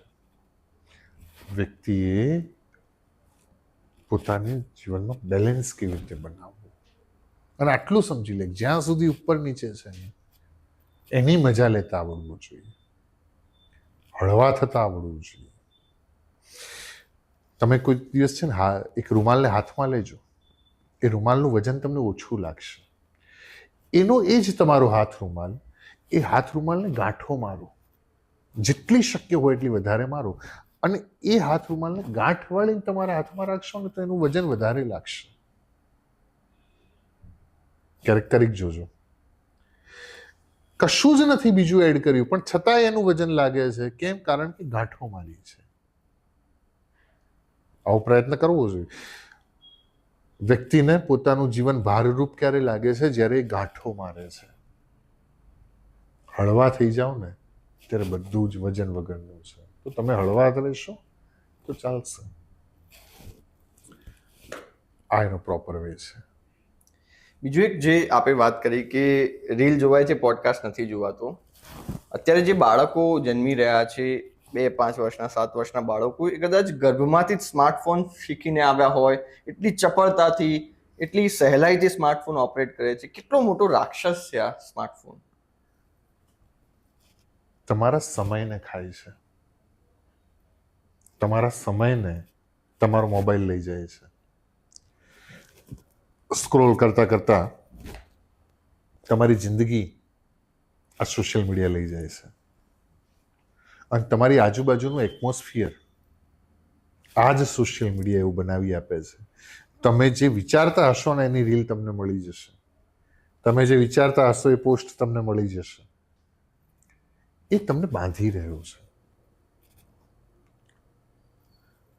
મોબાઈલ છે ને, એનો ઉપયોગ આપણે કરવાનો હોય. ઘણી વખત આપણો ઉપયોગ મોબાઈલ કરી જાય છે. એક અંગ્રેજી લેખકે બહુ સરસ કહ્યું છે કે if you don't pay to the product, that means you are the product. તમને એમ લાગે છે કે મફતમાં જોઈ રહ્યા છે, મફતમાં કરી રહ્યા છે, પણ હકીકતમાં એ તમારો ઉપયોગ થઈ રહ્યો છે, તમારો ઉપયોગ થતો હોય છે. ધ્યાન એ વાતનું રાખવું જોઈએ કે મારે મોબાઈલ ચલાવવાનો છે, મોબાઈલ મને ન ચલાવે. અને મને કોઈ કહે કે મારે ઉપવાસ કરવો છે, ફાસ્ટ કરવો છે, તો એમ કહું કે દિવસમાં અઠવાડિયામાં 1 દિવસ એવું કરો કે એ વખતે તમે સ્ક્રીનનો ઉપયોગ નહીં કરો, એ ઉપવાસ રાખો. સમય ખાઈ રહ્યો છે. સમય ખૂબ વિપરીત ચાલી રહ્યો છે. કદાચ માનસિક રીતે મેં કે મારી જનરેશન કે આગળની જનરેશન કે આ મારા પછીની જનરેશને એ સ્વીકારી લીધું છે કે કળિયુગ એનું જોર બતાવશે. અને કદાચ એ માનસિક રીતે અંદર એટલા ઊંડાઈ સુધી ઘૂસી ગયું છે કે કળિયુગના જેમ અમે પણ વર્તવા લાગ્યા છીએ. જે દયા ભાવના, જે કરુણા, એ ક્યાંક મરી રહી છે. દૂર થઈ રહી છે. વ્યક્તિને દયા અને કરુણામાં ફરક છે. દયા એટલે જોઈ અને એના માટે અફસોસ કરવો, એ દયા છે. કરુણા એટલે જોઈને એના માટે કંઈક કરવું, એ કરુણા છે. કરુણા અત્યારે જોવા નથી. એવરીવન, બધા જ પોતાને સેલ્ફિશ કરીને બેઠા છે. બધા જ પોતપોતાનું સાચવવા માટે બેઠા છે. અને છતાંય બધા જ ભયમાં છે. કોણ એવું છે જે ડિપ્રેશનમાં નથી? કોણ એવું છે જેને ભય નથી? આજે બધા જ પોતપોતાની રીતે ડરમાં છે. હકીકત એ છે કે વ્યક્તિએ પોતાની આજુબાજુનું વાતાવરણ એવું બનાવવું જોઈએ કે તમે મુક્ત રહી શકો. તમને એન્ઝાયટી, તમને ડિપ્રેશન, આ બધું જ હોવાનું કારણ તમે તમારી આજુબાજુનું વાતાવરણ એવું બનાવ્યું છે. તમે નક્કી કરો કે મારે અમુક કન્ટેન્ટ નથી જોવા, ઓટોમેટિક તમે ફ્રેશ ફીલ કરશો. તમે નક્કી કરો કે મારે નેગેટિવ કશું નથી જ જોવું, નેગેટિવ થોટ્સ નથી જોઈતા, તમે ફ્રેશ ફીલ કરશો. માણસે છે ને એક બહુ સરસ વાત કંઈક હતી કે હાથ મિલાને વાલે અગર દિલ મિલા લેતે તો ये सदियों का फासला पल में तय हो जाता. એક છે ને બહુ સરસ એક પ્રવૃત્તિ ચાલે છે રિવરફ્રન્ટ અમદાવાદ પાસે. યંગસ્ટર્સ બધા તૈયાર કર્યા છે. અને એ યંગસ્ટર્સ શું કરે છે? હાથમાં બોર્ડ લે છે. એ બોર્ડ પર લખેલું છે કે તમે કહો અમે સાંભળીશું. તમે કહો, અમે સાંભળીશું. અને એવરી સન્ડે એ લોકો બધાને ખાલી સાંભળતા હોય છે. જેને જે આવીને કહેવું હોય એ કહે ના, ખાલી હોંકારો આપે, સાંભળે છે. માણસની પાસે છે ને દાગીના મૂકવાની જગ્યા છે, ફર્નિચર મૂકવાની જગ્યા છે, માણસની પાસે ઘરમાં જે કંઈ ચીજ સામાન હોય બધું જ મૂકવાની જગ્યા છે. પૈસા હોય તો બેંકમાં એ પૈસા મૂકવાની જગ્યા છે. માણસની પાસે જગ્યા નથી ને તો પોતાની વાત મૂકવાની જગ્યા નથી. અત્યારના સમયમાં મને કોઈ પૂછે ને કે સત્કર્મ શું, તમે ક્યારેક કોકની વાતને સાંભળી લો ને, એનાથી મોટું પણ સત્કર્મ બીજું કોઈ નથી. તમે કોકની વાત સાંભળી શકતા હોવ ને તો એનાથી મોટું સત્કર્મ પણ બીજું કોઈ નથી. આ જરૂરી છે. પરસ્પર એકબીજાને સમજી શકીએ, આ બહુ જરૂરી છે. કદાચ એ સમજણ કૃષ્ણ જેવું તો કદાચ કોઈ આ મનુષ્યને કે આપણા વિચારોને સમજી શકે એવું ન હોઈ શકે. પરિત્રાણાય સાધુનામ વિનાશાય ચ દુષ્કૃતામ ધર્મ સંસ્થાપનાર્થાય સંભવામિ યુગે યુગે. ક્યારે આવશે? કોંખેથી હેઠા ઉતરો વાલા, ત્યાં તો પથ્થર લાગો છો, અને માનવ રૂપ ધરો છો ત્યારે કેવા સુંદર લાગો છો. દઈ વચન અને નહીં અવતરવાનું, હે હરિ સાવ માણસ જેવું કરવાનું. દઈ વચન અને નહીં અવતરવાનું, હે હરિ સાવ માણસ જેવું કરવાનું. ઈશ્વર છે જ, ભીતર છે. એ ક્યારે આવશે એની પ્રતીક્ષા એક અલગ ભાવથી છે, પણ ઈશ્વરની અનુભૂતિ એક અલગ ભાવથી છે. તારા પોકારમાં જ્યારે તાકાત હશે ને ત્યારે ઈશ્વર આવશે, અથવા તો તારો પોકાર જ્યારે ધીમો થશે ને ત્યારે ઈશ્વર આવશે. તારો સાદ જ્યારે નાભીમાંથી આવશે ને ત્યારે ઈશ્વર આવશે. અને તું જ્યારે બોલાવીશ ને ત્યારે ઈશ્વર આવશે. શરત એટલી છે કે પોતાના અસ્તિત્વને ભૂલવું પડે અને ઈશ્વરના અસ્તિત્વનો ક્ષણે ક્ષણ સ્વીકાર કરવો પડે તો કૃષ્ણ આવશે.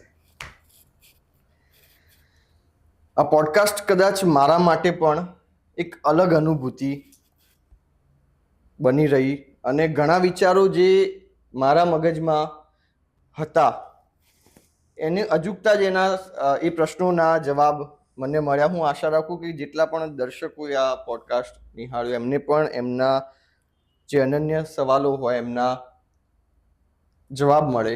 એક અંતિમ જો આપનો સંદેશ આપવો હોય કે અત્યારની જનરેશન કે સાંભળનાર તમામ શેની જરૂર છે? હું હંમેશા એક વાત કહેતો હોઉં છું કે આ આંખને છે ને તેજની પણ જરૂર હોય અને ભેજની પણ જરૂર હોય, ત્યારે એ જોઈ શકે. તેજ હોય અને ભેજ હોય ત્યારે એ જોઈ શકે. એવી જ રીતે આપણા જીવનમાં પણ આઈક્યુની જરૂર છે, ઇક્યુની જરૂર છે અને એસક્યુની જરૂર છે. વિજ્ઞાનની પણ જરૂર છે અને આધ્યાત્મની પણ જરૂર છે. આધ્યાત્મના રસ્તે ચાલશો ને તો ક્યારેક ને ક્યારેક તમે ઈશ્વર અનુભૂતિ સુધી પહોંચશો, અને ઈશ્વરની અનુભૂતિ સુધી પહોંચવું એ જ જીવનનું પરમ લક્ષ્ય છે. અને ત્યાં સુધી પહોંચવાનો પ્રયત્ન હંમેશા કરતા રહીએ. ક્યારેક ને ક્યારેક કૃષ્ણશંકર શાસ્ત્રી ભાગવત દાદાનું એક વાક્ય છે, ભટકતા મને પણ, ઘણા લોકો એમ કહે કે અમારું મન ભટકે છે, ભટકતા મને પણ ભટકતા શ્રી કૃષ્ણને ભજ્યા કરો. ક્યારેક ભક્તિની કુંજ ગલીમાં ભટકતા ભટકતા શ્રી કૃષ્ણ ભટકાઈ જશે. આપ શ્રીનો ખૂબ ખૂબ આભાર. આપે આ સમય ફાળવ્યો, અને સમયથી પણ વધારે આપનું જે આ શ્રી વાક્યો હતા એનાથી અમને તમામને અભિભૂત કર્યા. આપનો ખૂબ ખૂબ આભાર. જય શ્રી કૃષ્ણ. જય શ્રી કૃષ્ણ.